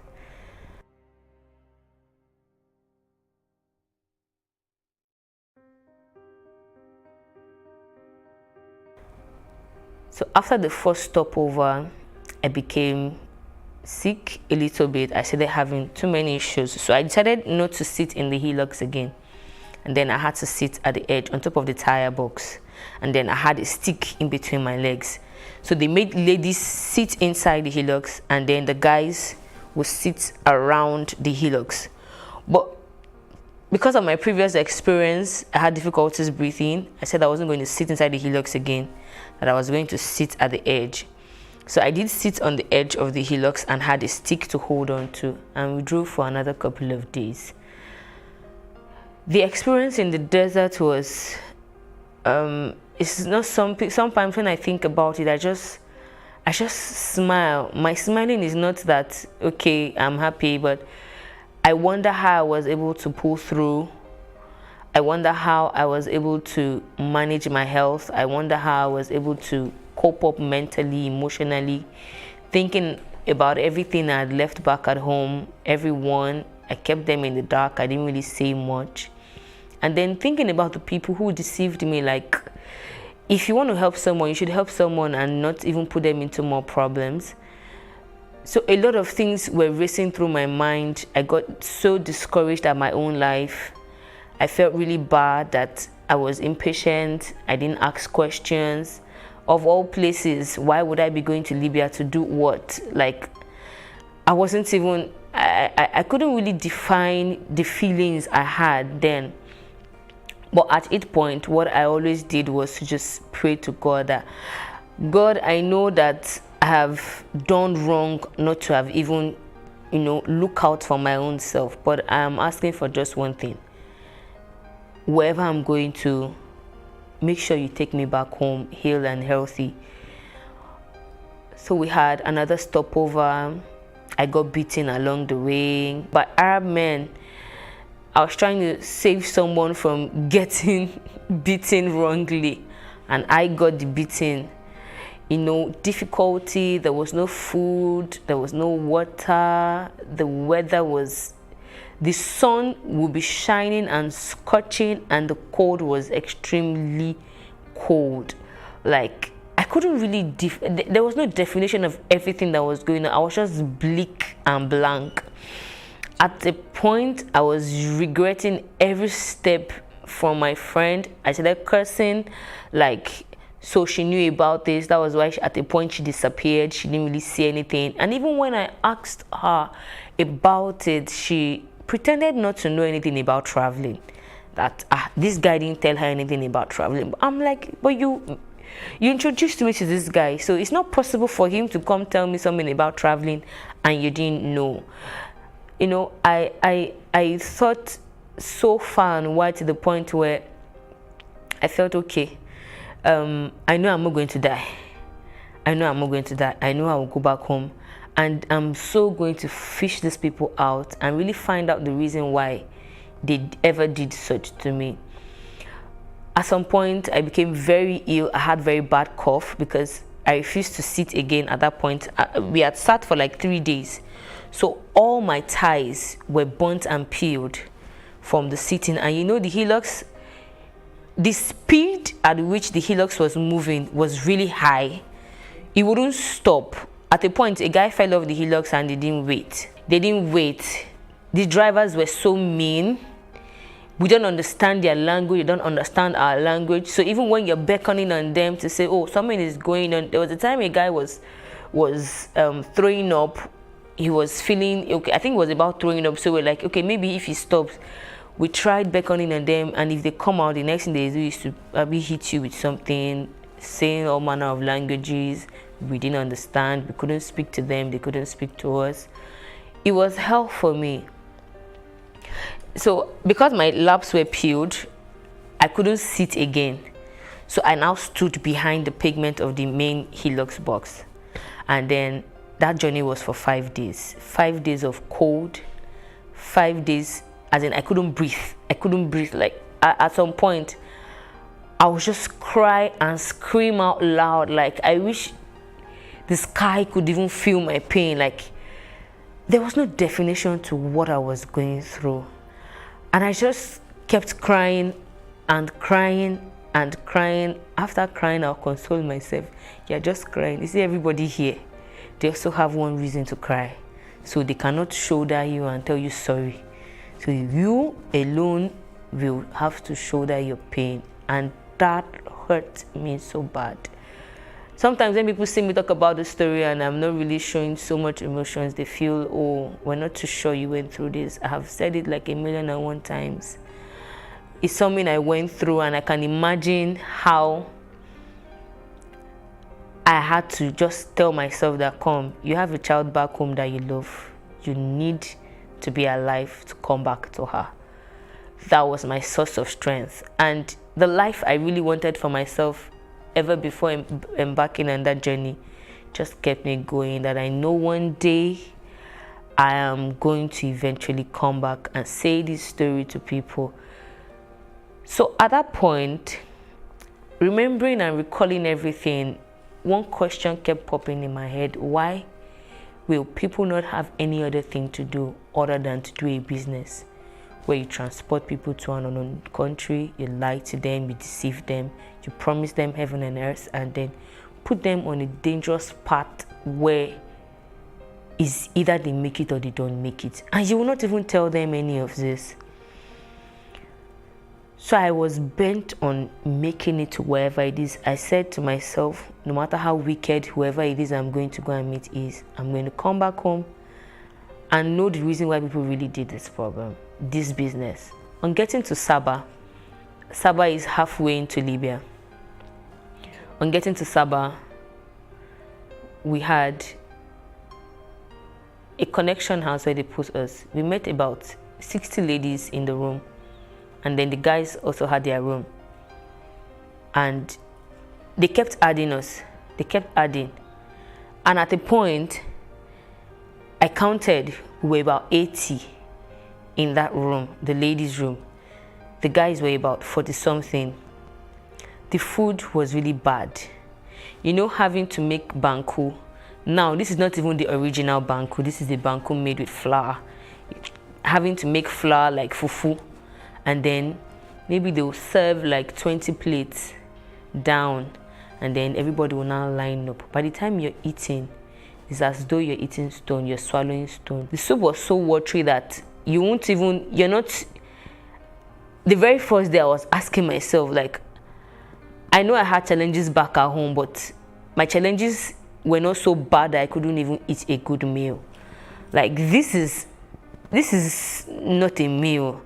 So the first day we had that in the night. The next day we had rice, very small portion of the rice was dried. You can imagine when you boil rice and then you open it, you put it in a plate and you just open it down. And because the weather is very cold, so anything you don't keep properly dries up. So by the time you're eating the rice and like it's like you're eating rubber. So at some point we just sit there crying out that no, this is not life. This is not, why are we having to go through this? I would cry every night. I would beg God that please, can I just vanish from here?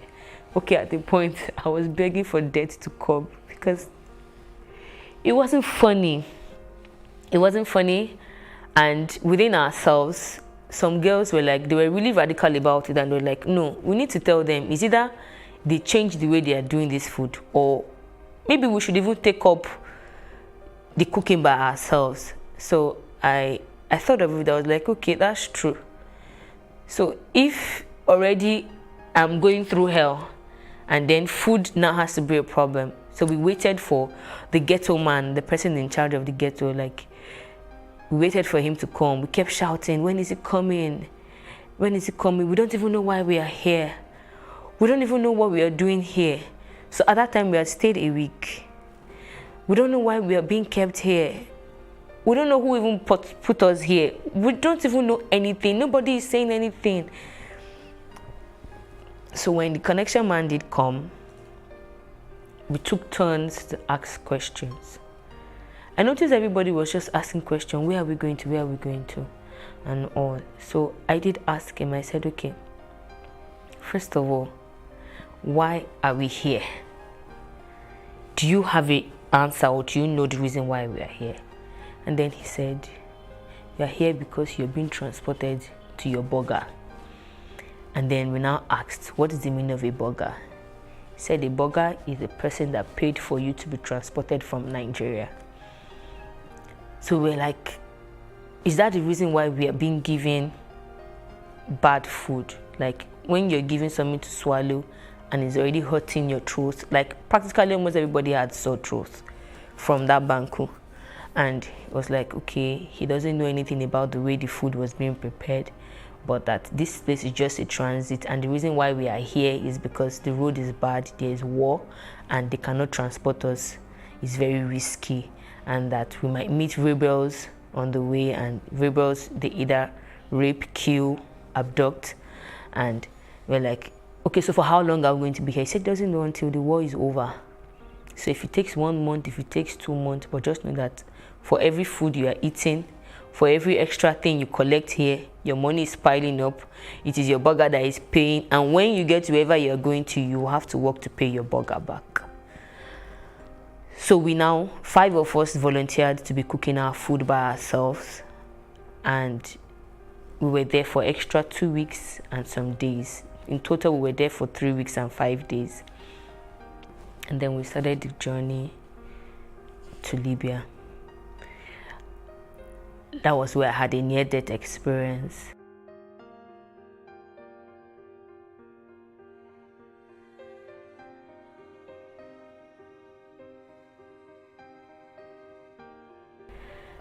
So we were somewhere, we were kept in a particular house where they locked us. There was no light, nothing. And then we were pressed.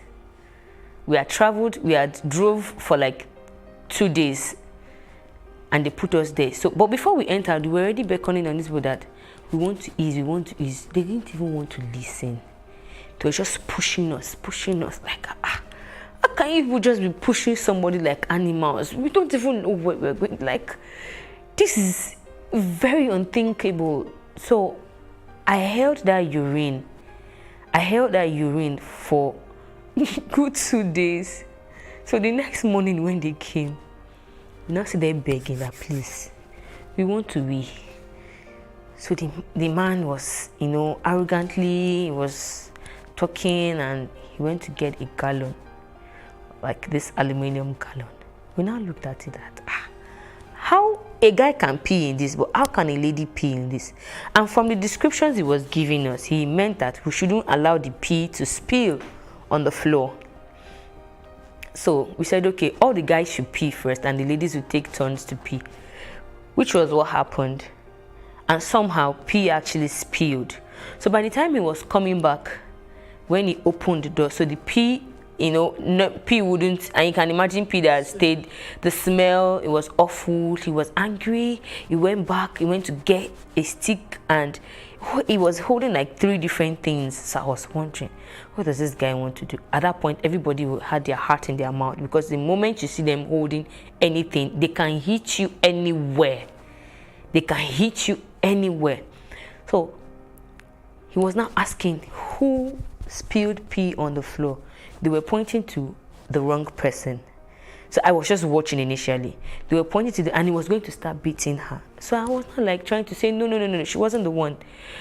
You see, when that spring landed on my head, this spring they use in the water closet. Very strong and thick.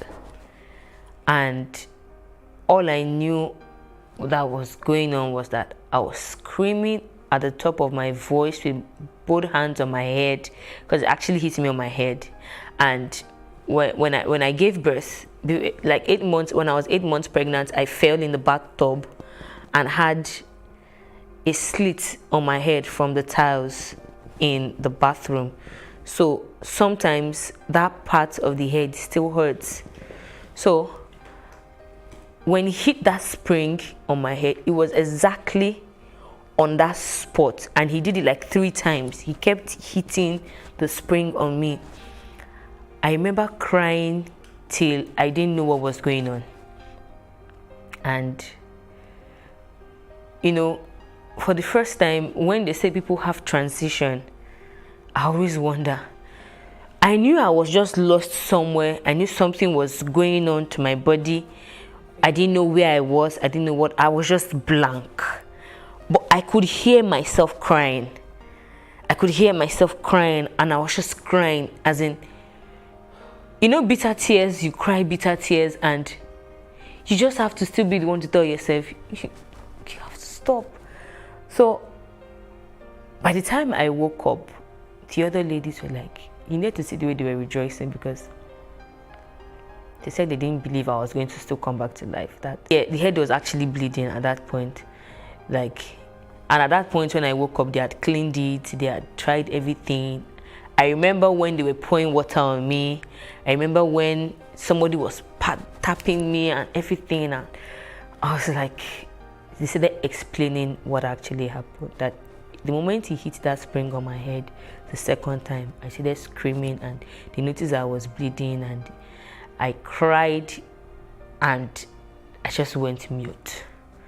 And they were telling him that she's not talking, and the man just told them, bara, bara, bara, bara, and he went away.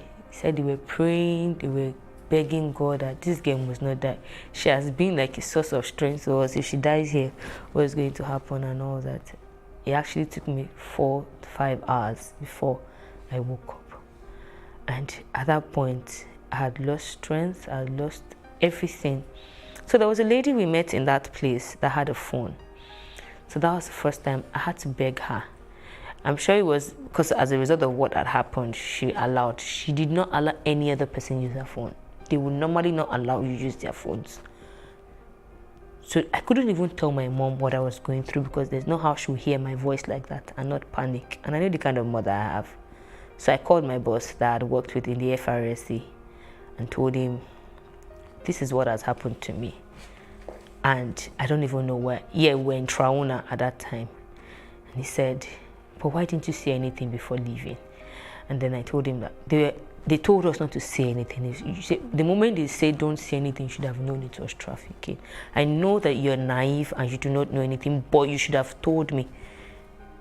Because he was now like a father to me. Even after I had stopped working with the FRSC then, he was like a father to me. He said he was going to try his best to see what he can do, but that still being on transit, there's probably little or nothing he can do at that point. So I'm sure he tried calling back because the lady kept cutting a particular call. I wouldn't know, and I didn't want to disturb her. So at that point, I really cried. I cried. That was the only thing I could do. I just cried. Like, I have never suffered like this in my life before. Even if I'm to suffer anything, it shouldn't be suffering from a decision to have a better life. So long and short was, we got into Libya and they kept hiding us.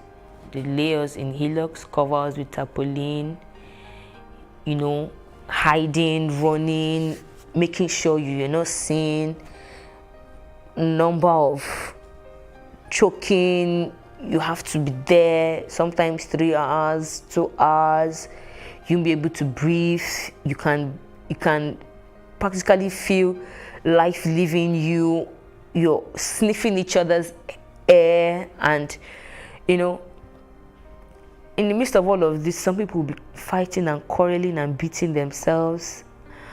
You know, I just couldn't imagine why. And even in that, some people decided they wanted to go do this thing, like they wanted to travel this way. I didn't know anything like this existed. I didn't know anything of such even happens. Finding myself in it was like the biggest dream I never wished to have again. So, found ourselves in Libya, and the first thing they did, seeing Nigerian girls and women, I was like, okay, so finally, we have gotten to our destination. So, what's next? Entering that house, I knew this is going to be a big problem for me. Because already, I was upset. I was ready to yell at anybody. And then the first thing they made us do was to strip ourselves. I was like, okay. So I did remember at some point in the journey where a particular guy, we met him somewhere, and he also gave us a hint of how it actually goes. He said they're taking it to the garage. And then I now asked, what is the garage? He said the garage is a place where they take Nigerian girls to. And that's the most common place that they take them to. And they're going to take you to the connection house. And what they do normally in the connection house is sex trade. So I said, no, me, I'm not going to do that one. He said, you will not have a choice. He said, they'll make life hell for you. You will not have a choice. So he now said that if eventually I get there, and that is what it is, that I have an option to run away. But it's very risky. And then he did give me his number and said that I must not write that number anywhere, that if they see that number with me, they will beat the living daylight out of me, because they will know that I have contacted the burger as well. So he made me cram that number. 2 of us, we crammed that number to be sure that we didn't forget the number. But you see all the experiences we went through afterwards. At a point, I couldn't even remember the number anymore. And then I remember what he said. He said, you just have to help yourself remain strong. And while they asked us to strip ourselves, I was like, for whatever reason, I'm coming to work for someone. Why would you ask me to strip myself? So they said this. They were searching, maybe you have a number written somewhere in form of a tattoo, or maybe you wrote the number somewhere and you hid it in your clothes, or anything. They just wanted to be sure you didn't have any information whatsoever. They collected my phone, went through my phone, and that night they called us one after the other. So, what were you doing in Nigeria? And then I explained, and the man said, okay, now this is the woman and her husband. And the man said, okay, I can see. And then the first question he asked me was, what are you doing here? And I'm like, I was dumb, like, he said, you have something good doing. What are you doing here? I said, it was a friend though that said there's traveling opportunity, and he said, there's no need to explain. You are here, you are here. Oh, any choice near. Your own is to make sure you work on time and pay and get out of here. So the wife now asked, what did they tell you that you're coming here to do? I said, first of all, this is not where they told me I'm coming to, and they told me I'm going to be working in a hair factory and a restaurant. Then she laughed and said, that is not it. That this is what they do here. That did I see all those other girls outside? I said, yes. He said, what do you think they are doing? I said, I don't really know, but I saw a couple of girls sitting down. He said, they're working for their money. He said, that is the same thing you're going to do. And I was like, I don't understand. He said, yes, that's the same thing you're going to do. So the earlier the better for you. I bluntly refused because this is that wasn't what I was told in Nigeria. And for no reason, why would I leave Nigeria to come to Libya, to come and prostitute with my body to make money? How much money do I want to make? So I felt I was doing myself good by trying to be as open as possible. I was very plain and blunt, and then she just kept laughing. I was like, but yeah, nobody will tell you. So she said, okay. And the same thing with every other girls, because we had agreed that, okay, if eventually we find out that that is what we're actually being taken there to do, that we are not going to agree to it, because that was not the agreement. And for whatever reason, we cannot just decide to leave Nigeria and go and prostitute somewhere. So she was like, she knows that girls that they just bring from Nigeria are very stubborn, that she will give us 3 days to go and decide. But in that 3 days, we should be watching at the other girls to see how they actually go about what they do. And the first day went by, second day went by. I vowed to myself, I said, nowhere in heaven's name will I live this kind of a life. Like, it was so absurd. I was grieved, I was bitter, I was angry, all manner of words, because looking at all the experience in the journey, I almost died, and then all for what? To come here and come and use my body to work to pay someone. I'm like, it didn't make sense. I cried every minute I remembered. And on the 3rd day, she did call us to ask us if we were ready. I told her that she has to look for another job for me. And then she said, okay, since I don't want to take it easy, since I don't want to take it the easy way, that they'll show me how they also go the hard way. So that night, we didn't even know what she meant. That night, a girl was brought in, and we watched more than 5 people beat that girl black and blue. Wow. She had also refused the connection house where she was taken to. She had also refused to do the same connection house job. It was actually a burger that brought her, but they took her somewhere else. So they said she was being stubborn where she is, or where she was, and then they brought her back to the burger. Madam, come and take your girl, give us back our money. She said she know they work. They beat that girl to stupor. They beat her to the point where I sat where I was and I told myself, I said it out, like, these people are not humans. Like, why? On seeing the way they beat that lady, I was like, so I will also come to this point where they will have to beat me to say, yes, I will do it. I said, I would rather die. Because at the point when they beat her, she was like, okay, Manche, I will do it, I will work, I will do it. I was like, so this is what I will go through. So for some reasons, I didn't know, they took the other 3 ladies out of where I was. It was now left with only me in that house that came together. So after a week, she then asked me that, what else can I do? I said, I cook. She was like, okay. She gave me pepper and oil. I said, go and make stew with it. I made the stew. She told them to teach me how to make banku. I made the banku. She was like, okay, not bad for a start. So first of all, your first job here is you're going to be cooking for everybody. My heart was like, okay, finally she has agreed to give me something else. So another week went by and she said, Orobo, I don't know where she just one day she just called me by that name and said, for her, that is what she'll be calling me.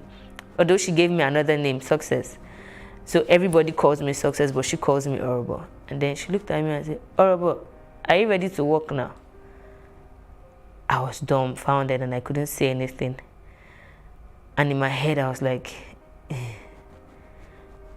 if it is to die here, I think I'm ready to do that. But to use my body here, I will not.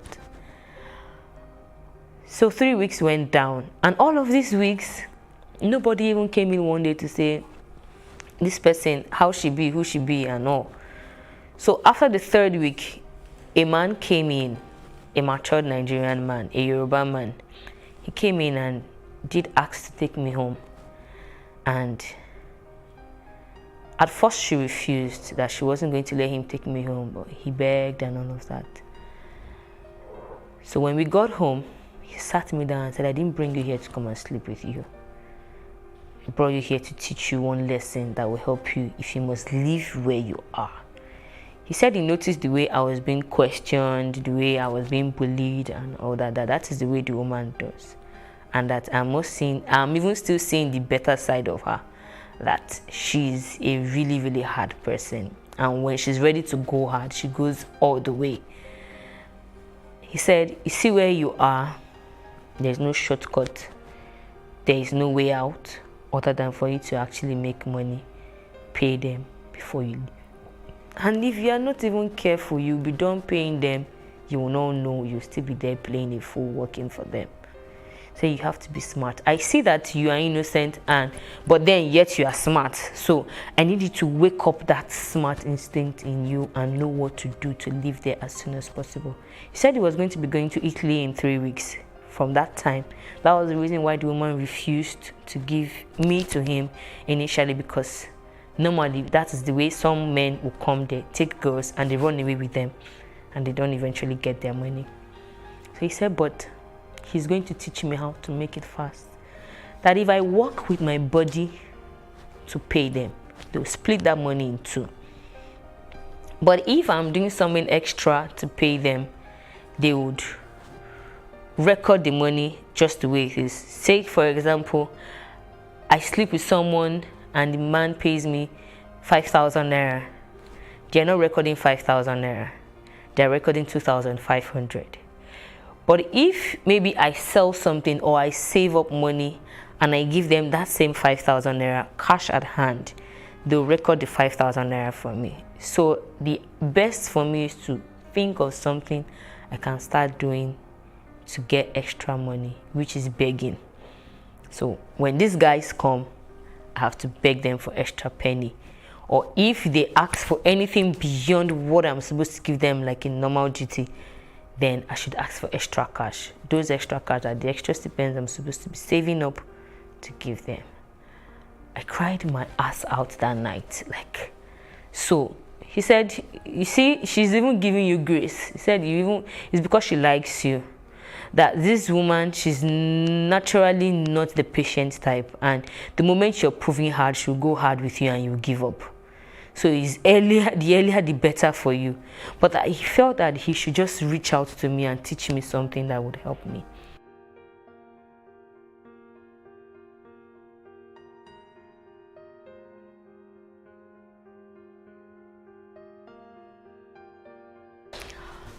So I eventually spent 2 years and 9 months in Libya altogether. I spent 1 year and 8 months in the Connection House, and that 1 year and 8 months was hell for me.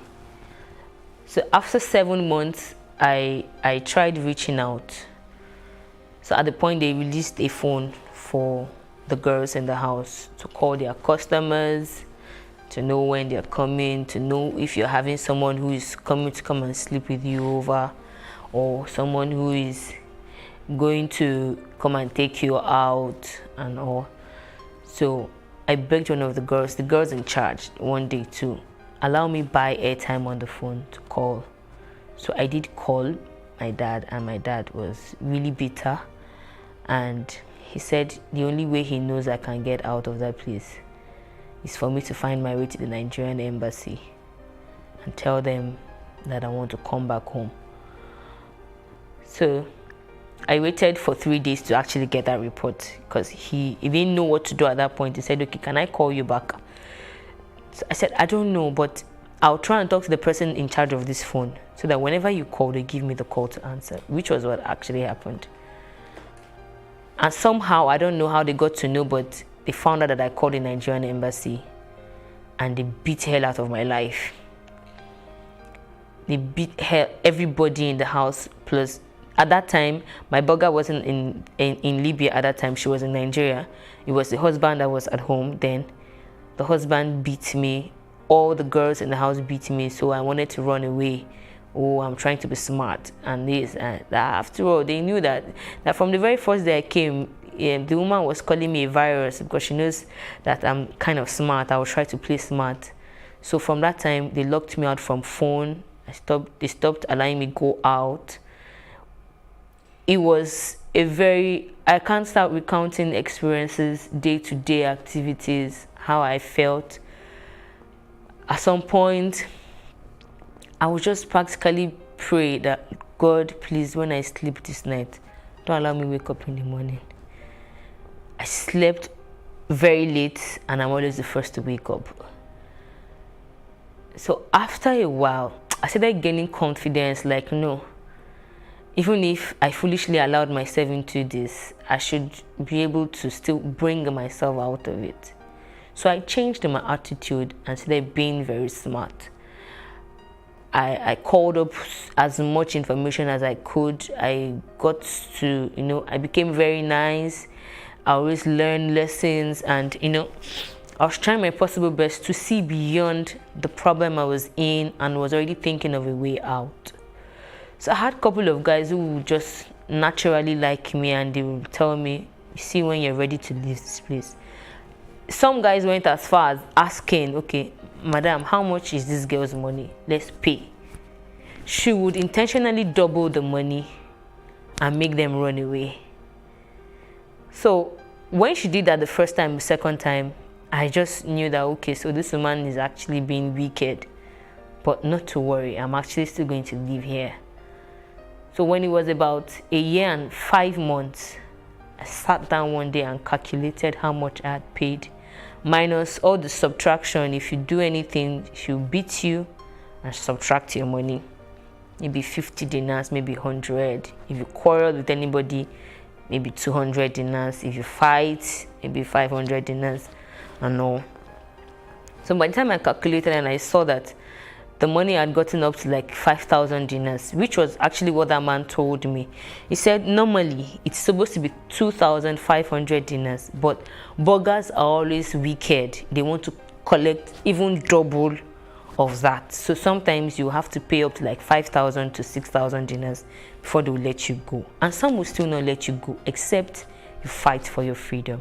So when I calculated, and I had calculated about 7,000 dinars, I was like, okay, I think my time here is up. And then I started asking for freedom. She initially refused and said that I was not done paying her. So I said, okay. So in 2016, when she was going to come to Nigeria in September, she gave me freedom in August. That was 1 year and 8 months. She said, okay, that now I am free to work for my own money. But whatever money you're working, the same way they were splitting in two, it's just that this other half now, instead of them collecting it, they'll give it to you. Sometimes they may not even give it to you. They tell you to keep it with them. Maybe you want to send some money to Nigeria. So I said, okay, no, that I didn't want to keep it with them, that I actually wanted to live there. She said, I cannot live there until she comes back. I have to wait for her to come back to Libya because she had a new child and she wanted to come home. I said, okay. So throughout that month, that September, I kept having dreams that if I don't leave that place, I probably might not have my life again. The dream came like about 5 to 6 times, and then I just summoned courage to open up to the husband, to tell him that I think I'm very sick and I want to go take care of myself. This is about 1 year and 9 months now. From the day 1 up until now, I worked every day and slept nothing more than 3 to 4 hours that I needed to take care of myself. And he understood with me because several times in between I had fallen sick, like so bad that at some point it took drips to like resuscitate me back and all. And the man also knew that I was very, very hardworking. Like at the point, he would always tell the wife, stop beating this girl. Like, you need to stop, even if you're beating every other person, but you see this one, stop beating her. And the next thing is, she will say, oh, okay, so now you're sleeping with my husband. My husband is fighting for you. This, that. I know you are hardworking, but you must be sleeping with my husband for him to be fighting me to stop beating you. And then she will intensify whatever thing she was doing. So, but I kept bearing them up. At that point, I made up my mind. So there's this Ghanaian guy who had already told me that whenever I'm ready, that he had an apartment he doesn't really stay in, that he goes to the village to work. Sometimes he doesn't come home 2-3 months, that he could give his space up for me to stay there, take care of myself. So when I did mention to him that I wanted to go and that I was sick, he did say, okay, that I should call the wife and tell her, which I did. And then she was like, so I cannot wait for her to come back. I told her that no, I can't wait, that I'm very, very sick and I needed to go take care of myself. She said, okay, I should hand over the account to the husband and I can leave, which I did. That was in October 2016. I did that in October 2016. In November, sorry, that was November 2016. I did that in November 2016. I had barely stayed a month in the new house where I was staying. I'd stayed a month and I was taking treatment, eating well and all that. And I heard she came back. She did actually call me to come and cook for her, but I refused going. And then on the 2nd of January in 2017, there was a massacre in the garage. The massacre was bloody. I think they were counting 300 bodies and they were still counting as at the time we got the news. The bombing and from where I was, it's not so far a distance, it's a bit far. We could hear the bombs, we could hear the gunshots. Part of the things we face like every day, you don't sleep, like gunshots. There are some bombs that you practically feel like the house is going to be uprooted from the ground. There was a day that we were running and a stray bullet passed by my side, brushed my leg. Like, I don't know how I escaped. I don't know how I escaped, but you know, it was just God that was just protecting me all through. And at that point in January, when that massacre happened, like 6 girls in that house actually died. And for me, I felt, oh, this is God just saving me. I guess this is what God was talking to me about when I kept seeing those dreams, and I made up my mind I was going to just go back home.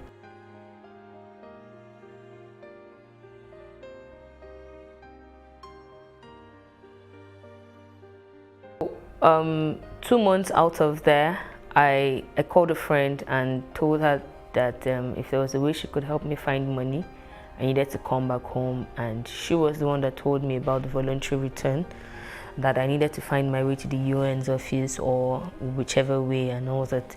So I remembered contacting the Nigerian embassy. So I did keep the number. So I then asked questions because I was now going to a church. I then asked questions and they said, okay, that I needed to get to the IOM office. I had challenges locating them in the first place, but eventually I got to the IOM office and then they gave me a date to come back to visit. I did drop all my information and then they said, okay, that in 2 weeks' time I should go to the Nigerian embassy to go get a travel document. And after getting a travel document, they will not let me know when to come back and I'll be ready to go to Nigeria. So that was all. And up until then, I just kept managing, kept believing God that it was going to work well. And eventually it did work well, and that was how I came back to Nigeria. August 28th in 2017. And for me, that was the best decision I could make. though it was painful that I just went to suffer my life out for almost 3 years and no gain, nothing, and then I'm back, having to come back empty-handed. And up until today, both the travel agent, both the guy that introduced me to the travel agent and the lady, none of them has been found. And life hasn't been easy. Getting back to my feet, like I was in bad depression for like almost 2 years. It was really bad coming back to see that, okay, first of all, I have lost money, I have lost friends, I have lost business, and then having to resume my motherly duties almost immediately because children wouldn't hear, oh, I had a bad experience. And then having to reintegrate back into the community, it was really difficult. Like, it just took the grace of God and it took my kind of strong personality to just keep resuscitating me, and I just kept believing that I'll definitely be who I really wanted to be. I didn't really need to think about the pain, but then the lesson can never be forgotten. The experience can never be forgotten. The trauma, the pain and everything can never be forgotten. But then one thing can be done, which is moving ahead and making use of all the experiences. And then I did find answers to my quest as to why people did trafficking as a business. And I think that apart from poor economy, some people are just ignorant and they don't really care. They just can do anything just to make money.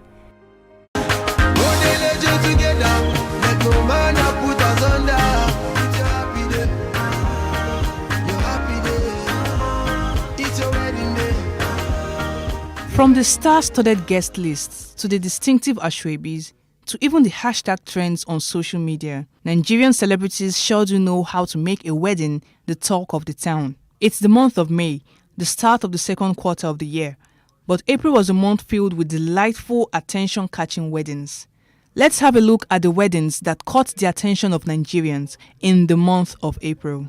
It's almost safe to say that Rita Dominic's wedding ceremony was the most attended celebrity wedding since Banky W and Adesuwa Itomi's carnival-like wedding in 2017. Rita and her husband Fidelis Anosike said their I-dos on the 19th of April 2022 with a long list of Nollywood icons and A-list celebrities in attendance.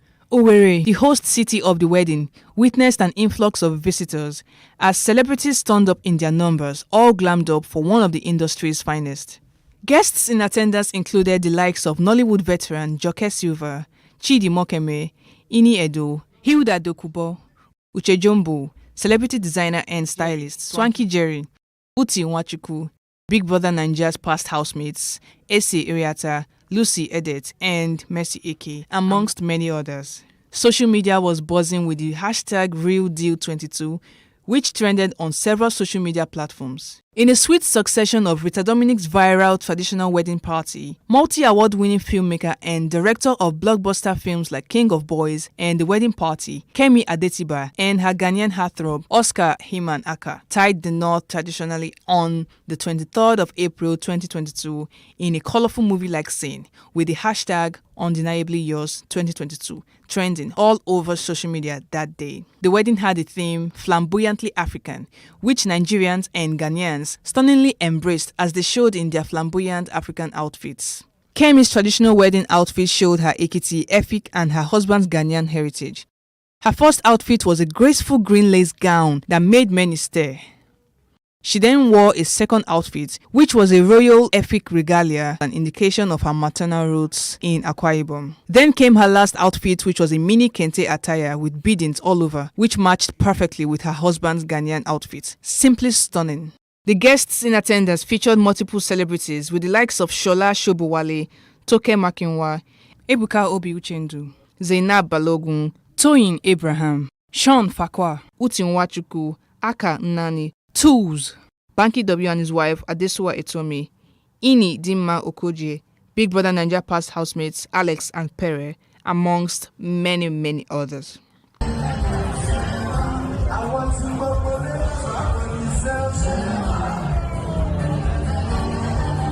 We wish the newlyweds a happy and a blissful married life.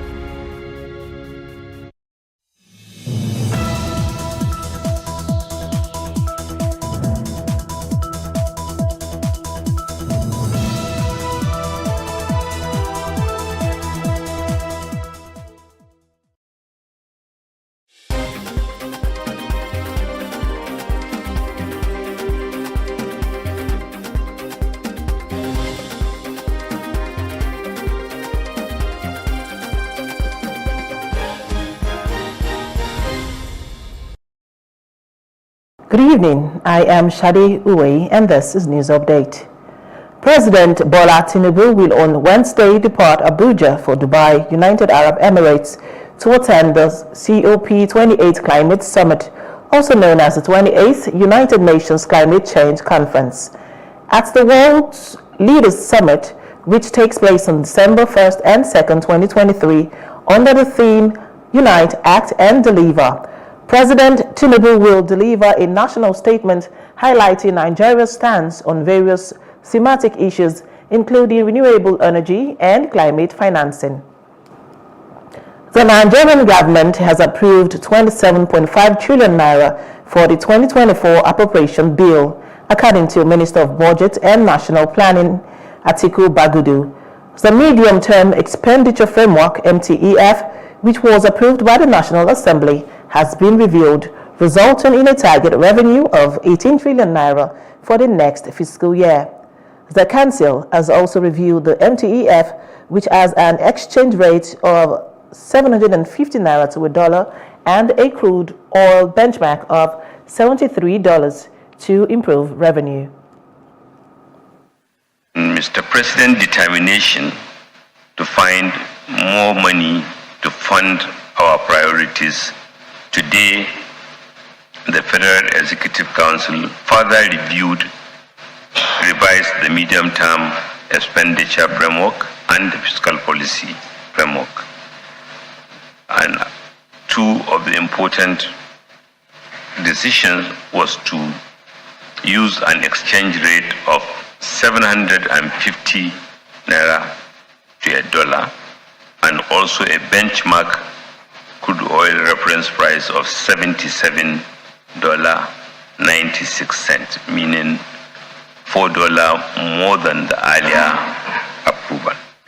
Equally, the Federal Executive Council approved the 2024 appropriation bill and the presentation of such to the National Assembly by His Excellency Mr. President.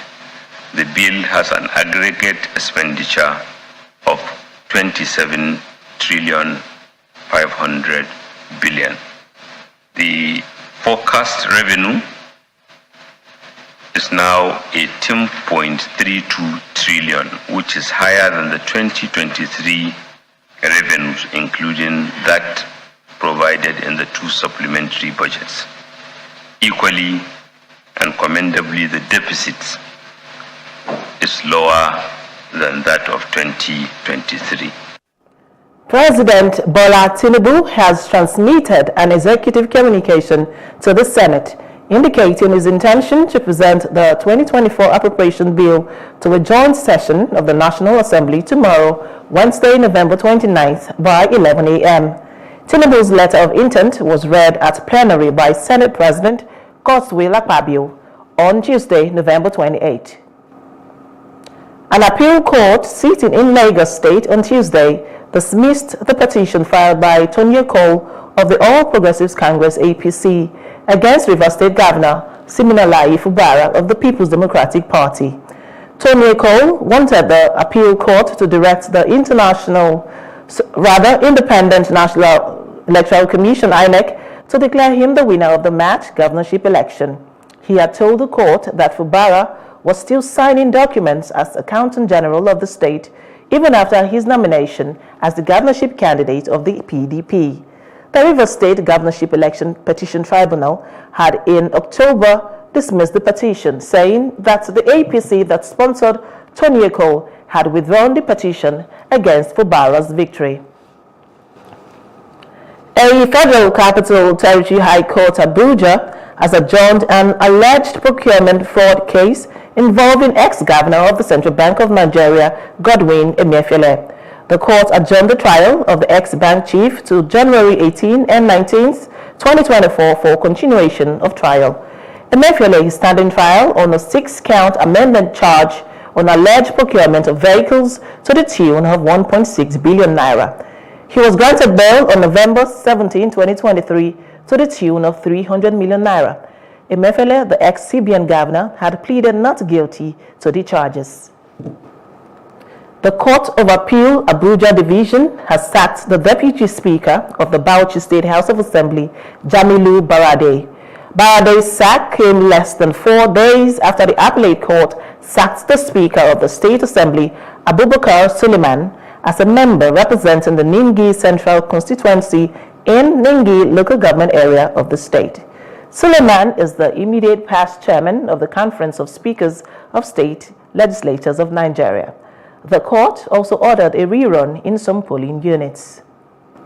Still on the news, the Senate has squashed a bill for an act to amend the Electoral Act 2022, seeking to allow political parties nominate and replace validly elected candidates in the event of resignation, death, or vacancy of 7 members in National Assembly and State Assemblies and for connected matters.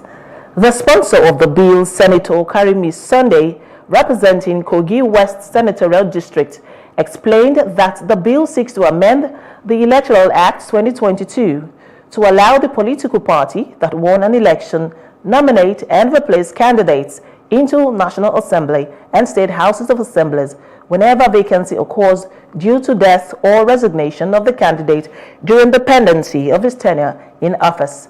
The lawmaker, however, failed to convince a significant number of his colleagues in his argument of the validity of this move.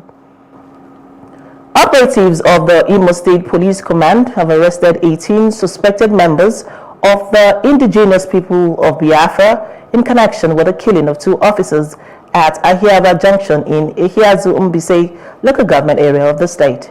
The officers were attacked by the suspects who were dressed in military camouflage when they stopped to refuel the vehicles on Monday. It was also gathered that the suspects swooped on the unsuspecting officers in 3 vehicles while shooting sporadically. The spokesperson for the police command, Henry Okoye, said the 2 officers killed in the incident have been identified as the divisional police officer of Ehiazu Mbise and an inspector. The police command in Katsina State said its operatives succeeded in neutralizing 3 suspected notorious bandits. This is contained in a statement issued by the command's public relations officer, ASP Abubakar Aliyu, on Tuesday in Katsina. He said the incident occurred on November 25th at about 10:30 a.m. while on a joint patrol with members of the vigilante in Kwarare area of Jibia local government area. The PPRO added that the corpses were later identified as those of Bala Wuta, a suspected notorious bandits leader terrorizing Jibia local government area and its environs. Others, he added, were Dogona Saura and Hassan Bukuru, notorious suspected terrorists as well, terrorizing people in the area. Moving on to other parts of Africa. An elevator carrying workers to the surface at a giant South African platinum mine plunged out of control, killing 11 and injuring 75, the mine operator said today. Impala Platinum said the accident happened on Monday at its Rustenburg mine, northwest of Johannesburg, as more than 80 employees were leaving the shaft at the end of their shift. The alert was raised shortly before 5 p.m. as the lift unexpectedly started descending. According to the company in a statement, its rapid descent was stopped by the conveyance counterweight becoming trapped by the jack catches. a safety system intended to stop lifts and underground trains from rolling back in case of an accident. The company said 75 workers were injured and were transferred to local hospitals and admitted for treatment. In outside Africa, Israeli forces and Hamas fighters appeared to be abiding by a truce for a fifth morning on Tuesday after a 4-day ceasefire was extended at the last minute for at least 2 days to let more hostages go free. A single column of black smoke could be seen rising above the obliterated wasteland of the northern Gaza war zone from across the fence in Israel, but there was no sign of jets in the sky or rumble of explosions. Both sides reported some Israeli tank fire in the Sheikh Radwan district of Gaza City in the morning, but there were immediate reports of casualties. During the truce, Hamas fighters released 50 Israeli women and children, as young as toddlers, from among the 240 hostages they captured in southern Israel during a deadly rampage on October 7th. In return, Israel released 150 security detainees from its jails, all women and teenagers. Hamas also separately released 19 foreign hostages, mainly Thai farm workers, under separate deals parallel to the truce agreement. And in business, the Minister of Aviation and Aerospace Development, Festus Keyamo, has criticized Ethiopian Airlines deal with the former President Muhammadu Buhari's administration on the proposed national airline Nigeria Air. Keyamo, who addressed State House correspondents after the Executive Council meeting on Monday, claimed that the agreements of the deal were unfair to the Nigerian airlines as it would create a monopoly for Ethiopian Airlines. In the agreement, you are giving tax waivers to Ethiopian Airlines coming into Nigeria. They asked for tax waivers for 5 years, and you granted them to come and compete with your local airlines who are paying those heavy taxes. How? You want to create a monopoly. That's why when they tell you that, oh, we want to crash price by 70%, it's a lie. It's robbing Peter to pay Paul. Because they have removed all taxes from you and you granted them to the tax waivers. And initially, oh, they will crash prices. Once you drive every other person out of the market, you now have a monopoly that you can hike it 500%. Nobody there to challenge you. The only thing that brings down prices in the commercial world is competition. It's fair competition. In the agreement, they also made a proposal that they will appoint everybody, top management, everybody Ethiopia in Nigeria. And we agreed. Moving on to entertainment news, veteran comedian Bright Okocha, popularly known as Basket Mouse, has set a 5-year plan to quit comedy. Basket Mouse said he would be quitting comedy when he clocks 50 years to build his own empire and work in every aspect of the entertainment industry. The 45-year-old, during an interview, explained that he plans to retire after doing a run of yearly comedy shows for the next 5 years. He said even though he initially gave up a music career in the 90s to pursue comedy, he had always known he would return to it. And in sports news, LeBron James set the record for the most minutes played in the NBA on the same night. He scored 18 points as the LA Lakers suffered a 138-94 points defeat by the Philadelphia 96ers on Monday. James, 38, surpassed Kareem Abdul-Jabbar's league record of 66,297 minutes during the first quarter of the game. James also surpassed Abdul-Jabbar's tally of 38,387 points in February to become the division's leading scorer. The margin of victory for the 96ers surpasses the 42 points that separated Lakers and the Indiana Pacers in 2019, which was previously the heaviest defeat of James's 21-year NBA career. And that's the news updates. For more stories, please follow us on Facebook, X, and Instagram. And do subscribe to our YouTube channel at Plus TV Africa and Plus TV Africa Lifestyle. You can also view us from Limex on limex.tv and Glow TV apps anywhere in the world. I am Shade Uwe. Many thanks for watching.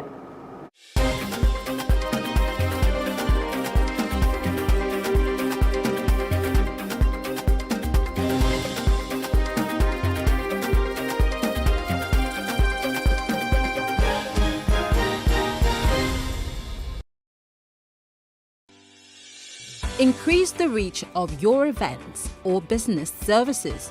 To advertise on Plus TV Africa, please call 0906 000 5719 or 0909 040 8408, or send an email to marketing@plustvafrica.com.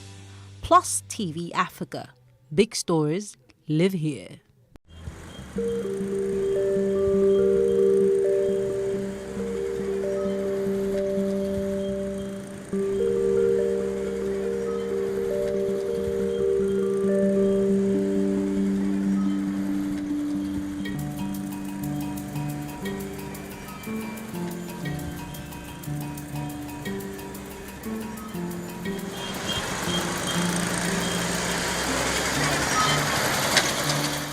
Sites like these have become commonplace around Lagos, Nigeria's commercial hub.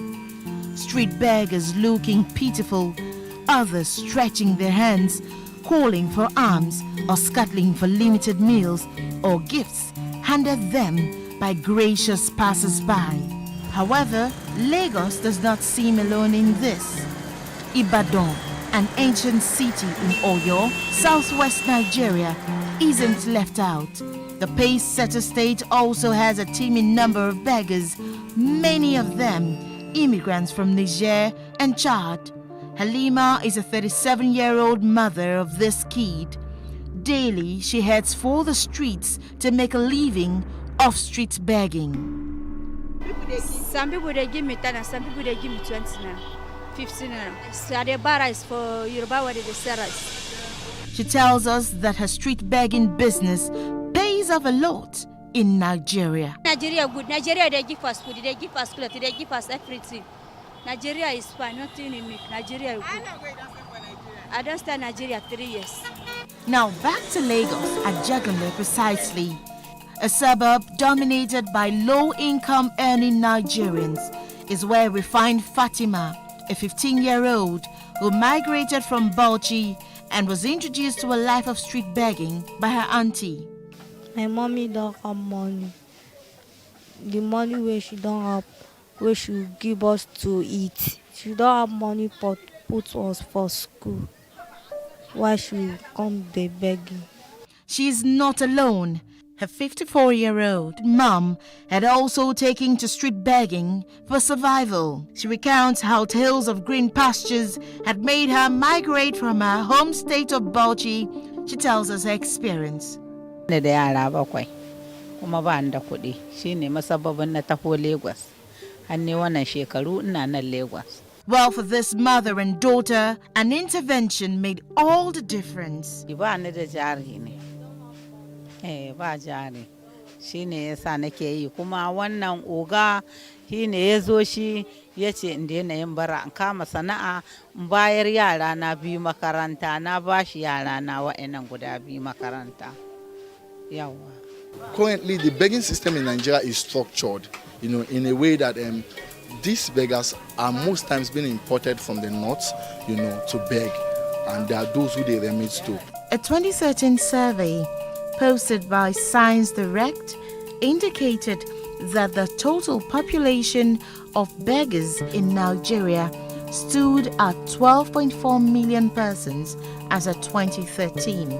The Northwest hosted 41.1%, the Northeast hosted 28.2%, the North Central hosted 12.9%, leaving Southern Nigeria, including the Southwest, the South-South, and the Southeast, with 17.8%. Today, Fatima is enrolled in a school, while her mum runs a petty trade. Shekara ta 25 a nan Lagos. Ina zanne wannan ya ce shi wannan oga ya je ce bara ba kyau. Na ce bara ba kyau oga ya ce yi. Sai na ce ni na barbara na kama sana'a. Sai ya ce ki ban yaranki makaranta. Shine yara na guda biyu na bashi makaranta suke zuwa makaranta. Yawwa. To kin ji mu garinmu muna Bauchi, a ƙasar Bauchi muke, kuma garinmu Jama'are local. Jama'are local garinmu shekara ta 55. Yawwa, to yanzu dai muna nan muna maleji a nan. Kuma a cikin hakan nan ba mu samu jari ba jari. Ba mu da jari, amma muna nan muna maleji. They are thankful, but together they feel that street begging is wrong. Make them find another work. That beg is no good. Well, unfortunately, their gospel doesn't seem popular for these crop of beggars found on the other end of Lagos Island, Ajah precisely. For these ones, life seems to be about waking up each morning, hoping to get alms from sympathetic passers-by. Gwamnati ta ce za ta iya mana, kuma gwamnati ba ta iya mana ba. Mun zo muna fama ga wahala, ga rana, ga yunwa ta ishi. A cikin yaran mun da babanmu ya yi fani ne babba. Duk wanda suke bayana duk ƙanana ne ba su san komai ba. No, I know the bed.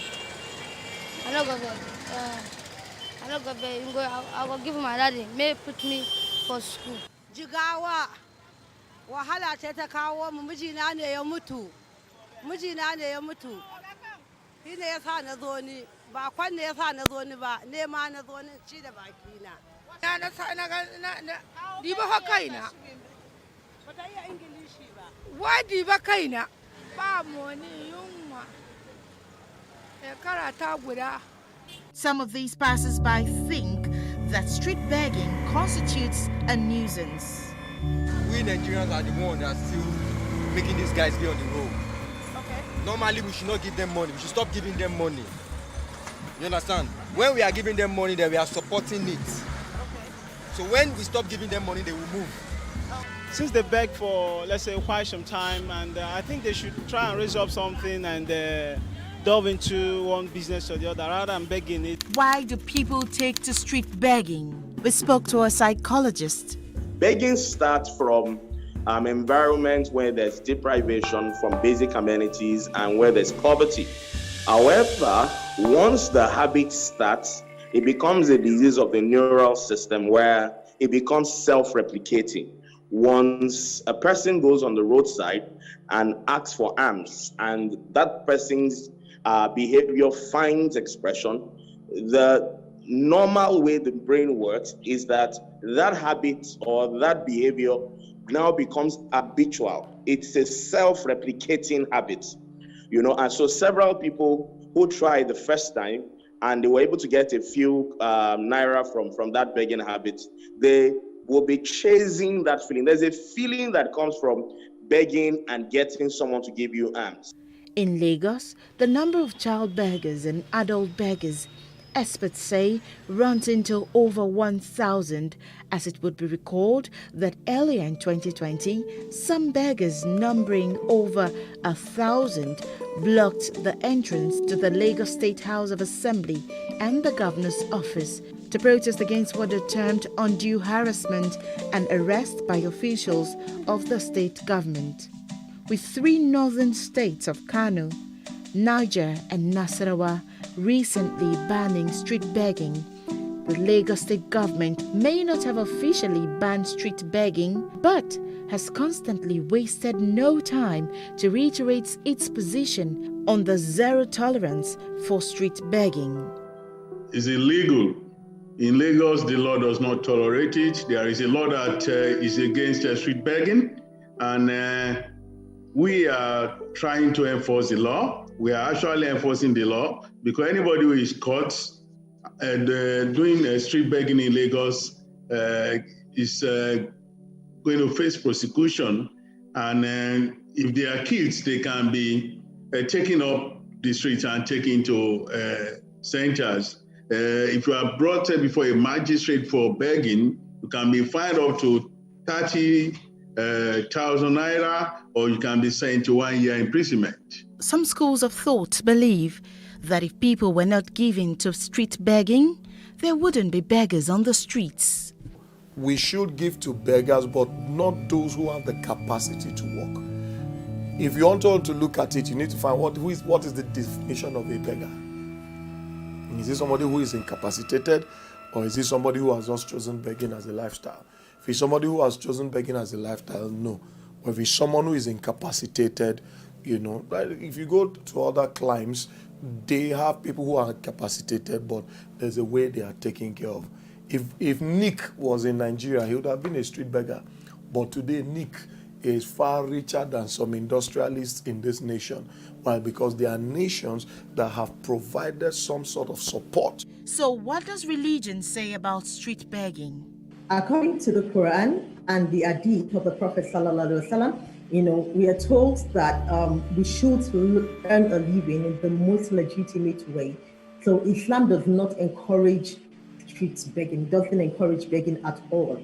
You know, yes, Islam encourages zakah and sadaqah, which is given to those people in need, but not to people that are able-bodied, that can actually work and earn a living.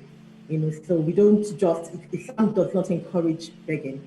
Like training is a good place to start. Education, educating them to make them understand that even the Islamic religion, because you see that a lot of these people, they've been brainwashed thinking that it's okay. And even in Nigeria, because even now, we look at the people that are begging on the streets. People literally beg everywhere now, even on social media.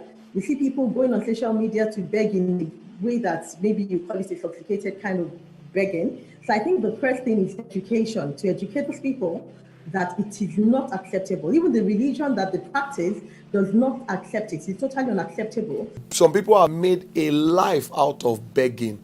No, that is not scriptural. The Bible said, he that does not walk should not eat. But let him, then secondly, let him that steals steal no more, so that he can walk, so he can have to give. So we are permitted to give to beggars, provided that, or let me put it this way, we should give to beggars who are incapacitated, not those who have the capacity to walk. If you've got the capacity to walk, go and walk. The state government considers street begging as unlawful, but what is being done to contain it? There are centers that they are being taken to any time they are caught doing that, and they are taken to those centers, and they are being fed there, they are being clothed there, and the government is totally responsible for their upkeep, so that nobody is encouraging a street begging. But anybody who is found taking off the streets 1 or 2, 3 times and is still doing it, the person may go to jail. Can street beggars be rehabilitated? I've worked with a particular person who had access to get a job years after begging. But because that has become habitual and that feeling is always, drives home that fulfillment, the person declined the job at the expense of a paying job, because the brain had been wired to get a reward for not doing anything. Yeah, they can be rehabilitated into the society by therapy and coaching. Therapy to help them alter that way of thinking, coaching to help them so that they can charge after the goals in an unstoppable manner. They certainly can be rehabilitated, but it takes work, and it takes the desire of that person to want to stop that habit. No matter how professional the therapist or the coach they're working with is, if they're not determined to leave, it will be difficult for us to ride on that energy and make them break free from that particular habit. With governments at all levels working towards the United Nations Sustainable Development Goal 1, which is ending poverty, we do hope that the number of street beggars in Lagos reduces remarkably.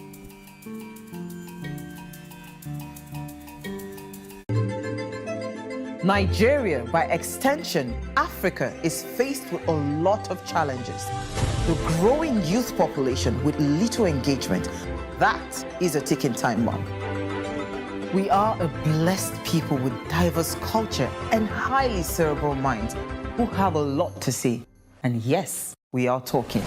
It is important we drive the right conversation that informs, inspires, influences thought and action. If we say there's beauty in our diversity, then let us embrace our diverse culture.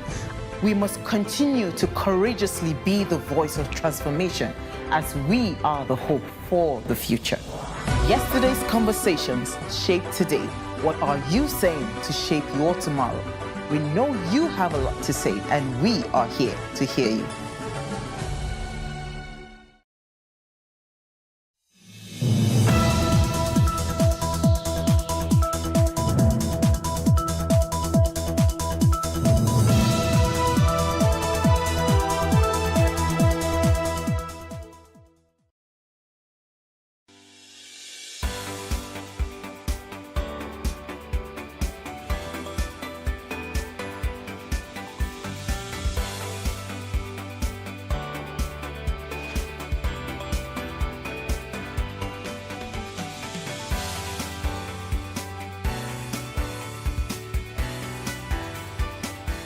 Cardoso made this known at the annual Bankers Dinner and 60th anniversary of the Chartered Institute of Bankers of Nigeria, CIBN, in Lagos State.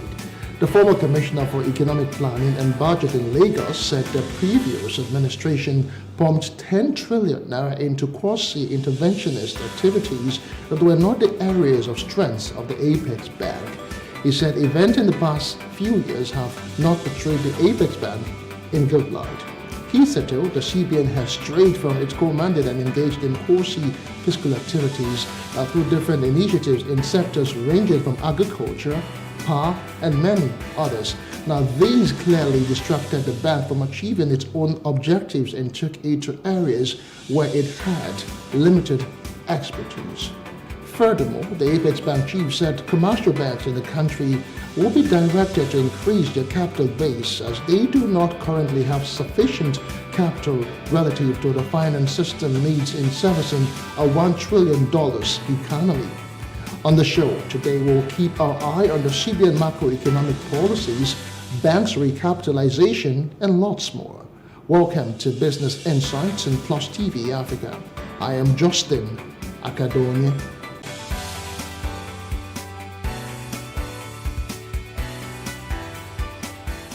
Now, in the wake of the biting effect of inflation and its impact, Nigerians have been advised to invest in real estate as it is the best way to shore up economic losses.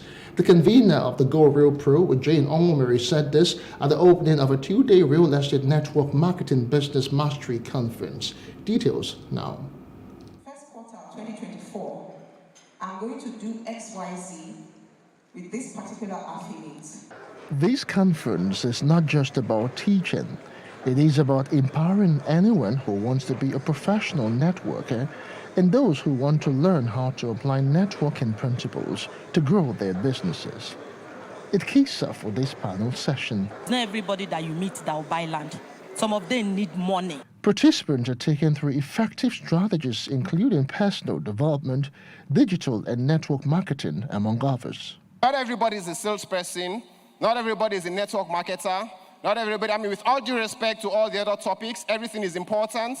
But I believe that everybody should be, regardless of your profession, regardless of your field of endeavor, everybody should be interested in personal development.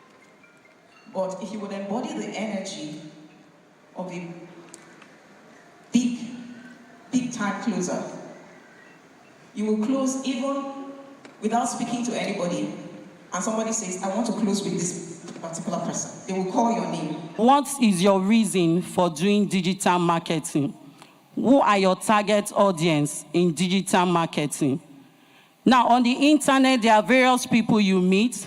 There are people you want to make relationship with today and probably do a business transaction with them in future. We catch up with the convener, Jane Onwumere.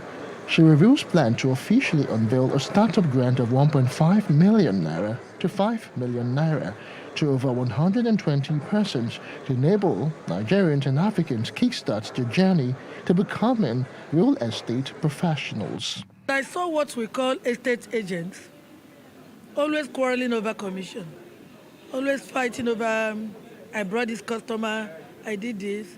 And I said to my husband, that we can give this thing a professional look. That agents don't have to fight if we make this thing professional. So that's what gave birth to what is today known as the real estate network marketing business. She also bears her mind on current economic issues, specifically as they concern real estate development in the country and the way forward. So if you invest money carefully into real estate, it's something that will eventually come back again and give you back value. You understand? So really, it has not affected real estate. Realtors are coming up every day. Real estate companies are springing up every day, which goes to show that even in the time of inflation, real estate is still working. If all of us join hands together, we will solve the housing problem. And that's what we are going to be explaining tomorrow evening when we get to that part of this program. We are going to be talking to people about how we can collectively confront the housing problem. Onwumere reveals that the industry must continue to develop more entrepreneurs because there are some gaps that need to be filled if more Nigerians are to become home owners. Welcome back now. The governor of the Central Bank of Nigeria, CBN, Olayemi Cardoso, has said that for quite some time there has been a dislocation of the monetary transmission mechanisms, rendering the MPC meetings largely ineffective. Now, Cardoso hinted that a new price management and stability framework that will lead to improvement in average living standards is underway. Now, the inflation management plan, soon to be unveiled by the Central Bank of Nigeria, is in conjunction with the Ministry of Finance and other relevant fiscal authorities. I have the principal partner, Woodridge and Scott Consulting, Segun Shobito, joining me now to discuss further on this development. Good morning to you, Segun. All right, we seem to be having issues. Okay, thanks for staying with us, Segun. Okay, let us start this way. There were lots of revelations and inroads made at the weekend by the central bank governor, Yemi Cardoso, and he has said that his predecessor pumped 10 trillion naira into quasi-interventionist activities that were not the areas of strength of the Apex Bank. How do you reason this aberration? What exactly went wrong? Okay, thanks for having me again. The speech of the central bank governor, the new central bank governor, was quite interesting. It was extremely engaging, and it was something that everybody that plays in the financial sector would need to pore over and run through. There was a lot of messaging, and then there were also some things that were not said, but that were kind of alluded to. That it's important that the markets understand. Talking about the activities of the CBN prior to his assumption of this office, describing those activities as an aberration may not be entirely correct, and I am a bit concerned at what appears to be an attempt to demonize the central bank. We have to remember that the central bank is an institution. It's not a person. And the central bank of a country is the central bank of that country, regardless of who the central bank owner might be. Saying that the CBN went outside of its mandate, got distracted, and all of those things may not necessarily be true. So if you look at the things that the central bank was doing, a lot of the policies of the former CBN governor, I think a lot of his policy actions were a big problem for the economy. But I don't think one of those problems was the interventionist activities of the CBN. I think those activities were necessary, given where the Nigerian economy is today. The Nigerian economy is in a crisis. And we have to recognize this. We're in an economic crisis. An economic crisis that can be likened to a situation of a country at war. It's that serious. Inflation is out of control. Exchange rates, volatility is out of control. You are having 30% swings in the value of your currency within a matter of days. This is an aberration. There is no economy that can survive that kind of volatility, right? So and these things have been in our situation for a while. when you run an economy in crisis, interventionist activities by central banks is not an aberration, it's not unusual. And I can give you examples. During the COVID pandemic, 2020 and 2021, all central banks across the entire world, the Federal Reserve, the UK Bank of England, the EU Central Bank, the various country central banks did provide financial intervention programs to fund and boost development and growth, because economies were suffering from potential decline into recession on the back of the decline in economic activity during the COVID pandemic. That's one example. Central banks got directly involved in creating funds and providing those funds to households, to businesses, small businesses, medium-sized businesses, large corporations. The central banks in those countries provided that. You can go back as well to 2007, 2008, the global financial crisis. The central banks across the world provided bailout funds.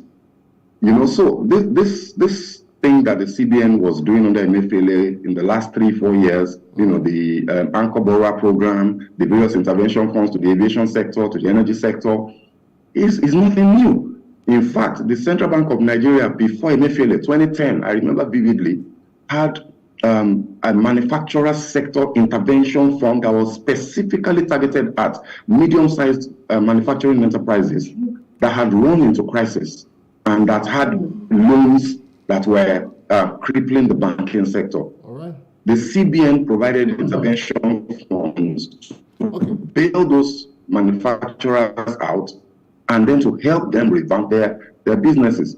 So when a new CBN governor comes on board and then tries to create the impression that the actions and the activities of the central bank prior to his assumption were abnormal, they are an aberration, they were a distraction, it's not true. It's not true at all. And I wonder what the objectives are. I think what we need to see is the central bank today providing policy direction for the entire economy, monetary and otherwise, to lift us out of the problems that we're seeing now, to curtail inflation as a matter of urgency, and to at the same time boost growth. Those two objectives are very difficult to balance, but they must do it. All right, Chego, let's still examine some of the things that he said specifically concerning inflation and other macroeconomic indices. The MPC meetings, he actually talked about that and the outcomes, and he said the outcomes have actually been largely ineffective over time. Right now, headline inflation has surged to 27.33% as that's last month's figures. Now, Cardoso said the CBN was well aware of the damage inflation had caused to living conditions, and businesses assuring that a new inflation policy would actually, be taken over time. I just want to get your reactions concerning, his statement concerning the outcomes of the MPC and how ineffective they have been. Yes, I agree with the Central Bank governor that the MPC interventions via the traditional monetary policy rate instruments to try to manage inflation has been ineffective. And I've been singing this like a canary for the last 1 year. I've been asking the central bank to stop relating with inflation as though it was just a monetary policy issue, a money supply issue alone, because it's clearly not the case in Nigeria today. So yes, the CBN government is absolutely correct that the MPC pronouncements have not, curtailed the inflation effectively over the years. In the last 24 months or thereabouts, we've seen inflation continuing to increase month on month, except for December. So clearly something wasn't working. So he's correct. Now, what will the solution to that be? I found it a bit curious and maybe worrisome that he did not provide a clear statement with regards to what is happening to the NPR or to the MPC in that speech. All he did say was that they are not holding the MPC meetings for 2 consecutive times now is not in contravention of the law. So, but he did not say what would happen. are they going to maintain the standard practice that we've had with our central banks of having MPC meetings every 2 months as against once a quarter as provided by the law? And having it every 2 months as against once a quarter is obviously also not against the law. That was being done because the central bank realized that the interventions needed to happen more frequently than what the law provided. But you said you are not breaking the law by not holding the MPC in September and by not holding it in November, but you have not told us when you will hold it. And I think the markets need to have this information. Right. So now talking about the inflation management framework that they're coming up with, the market will be waiting eagerly to get the breakdown of what that will contain. Obviously, the NPR must be one of the components of that framework, but we would like to see what the other components would be that might now make the instrumentality of the NPR as a policy instrument more effective. We would have to wait to see that, and that's a good, potentially it's a good pronouncement from him, but until we see the details, we will not know exactly how it will work.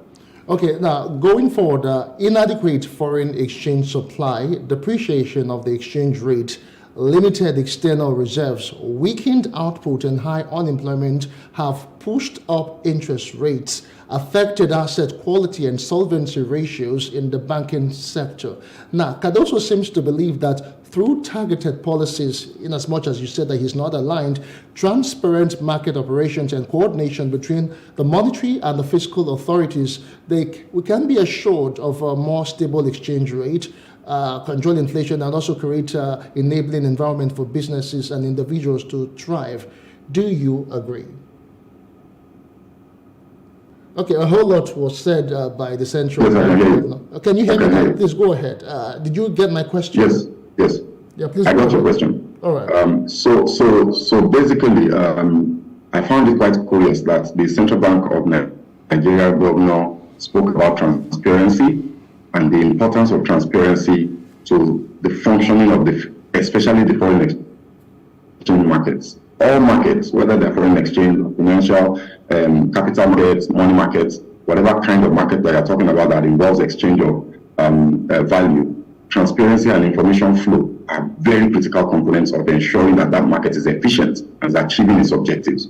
So it's a good thing that the governor has said that. But what I found also quite curious is the central bank continues to push out information about happenings in the foreign exchange markets without providing adequate information to explain how it is happening. The how is as important as the act itself to ensure that market players can plan.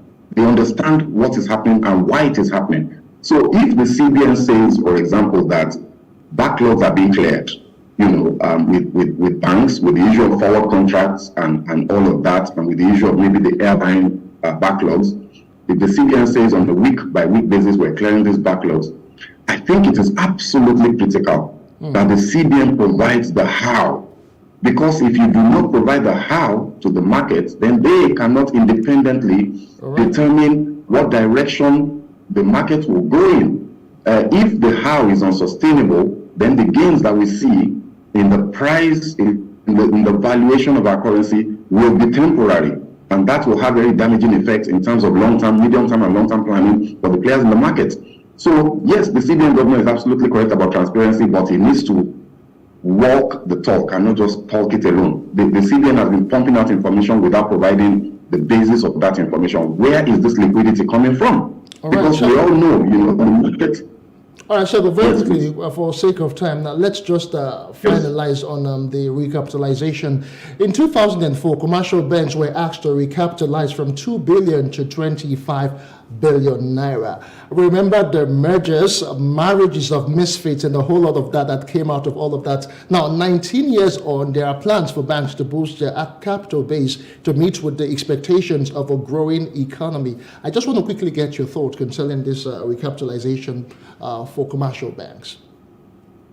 Well, I mean, look, if you want to grow your economy to a 1 trillion naira economy in about 4 or 5 years, there is nothing wrong with saying that your financial systems must also be stronger, must develop the capital capacity to fund and drive that growth. So asking for a recapitalization is not necessarily a bad thing. I think what would be very critical, like the CBN governor has said, we have stability in the banking sector in particular moment. What you don't want to do is to rock the boat. So whatever the approach, the implementation approach for this capitalization exercise is very critical. Number one, you don't want to do it in a rushed manner. Number two, you want to allow the players in the industry to have a significant say in how they go about achieving this recapitalization. So regulation must provide guidance rather than compel action. And I think if we do that, then we will definitely achieve the gains that the CBN governor spoke about and will be trying to achieve. So any challenges on the part of the commercial bank themselves in terms of mergers, acquisitions, or any other ways that you want to go about that? Absolutely. It's capitalization would happen either by virtue of mergers, acquisitions, or by raising of new capital. Whichever one of those options that you look at, it's not going to be a walk in the park. Depending on the quantum of increase, the quantum of change that the CBN will be imposing on the banking industry, it might be easy and it might not be so easy. What we would expect, probably will be seeing some further consolidation in the sector as a result of this. I cannot, for the life of me, say anything wrong with that. I think that's good. I think stronger banks are good to create a strong economy. And hopefully guidance would also be provided by the CBN to ensure that strength in the banking sector is transmitted down the bottom of the pyramid to the poorest of the poor in the economy. All right, thank you so much, Segun. We'll just have to let you go because we are completely out of time. Segun Sokrito is the principal partner at Wood Regents Court Consulting. Many thanks for being a part of the show. Always a pleasure. Thanks for having me. All right, that's the size of the show for today. I am Justin Akadonia. Business Insights returns to your screen same time. Bye for now.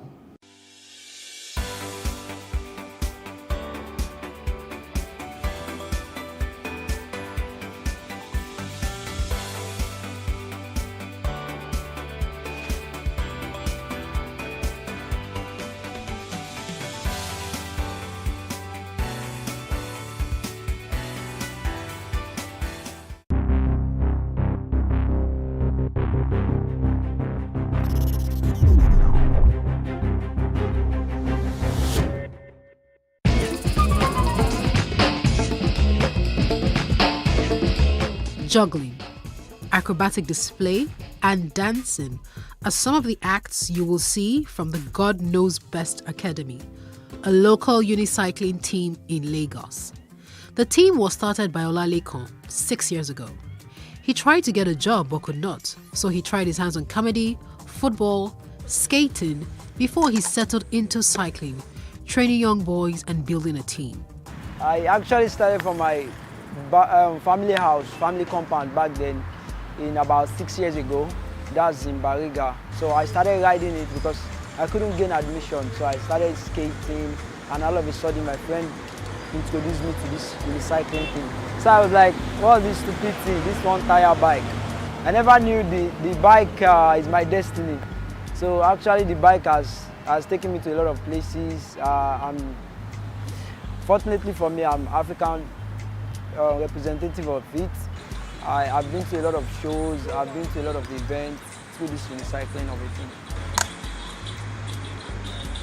When I was doing it alone then, to me, I felt like it would be very nice if we can be many, like only me. I think I was very happy and I got some popularity, like, hey, he's doing the Oyibo thing, this one, that one, but I felt bored along the line, like, why only me doing this thing? Maybe I should teach others. So I tried to teach the adults then. So I found out that it's more difficult to teach the adults, that the kids are better because they have nothing to think about or to care for. So I think, so that was when I discovered that it's better for me to look at age 12 downward than 17, 18. I was outside of our house the other day, so I saw them riding a one-tire bicycle. So I was like, how do they ride this one? So my brother told me that, are you going to learn? So I decided to say that yes, I'd rather learn in cycle to go and do a business or to learn a work. So that's how I joined the unicycle. We go for a show, we go for an event, so we go to different times. I've been to a hotel, I've been to one Lagos Fiesta, So we won 1 million. So the money that we got from the 1 million, we used to do all this in cycle. So our coach used to feed us.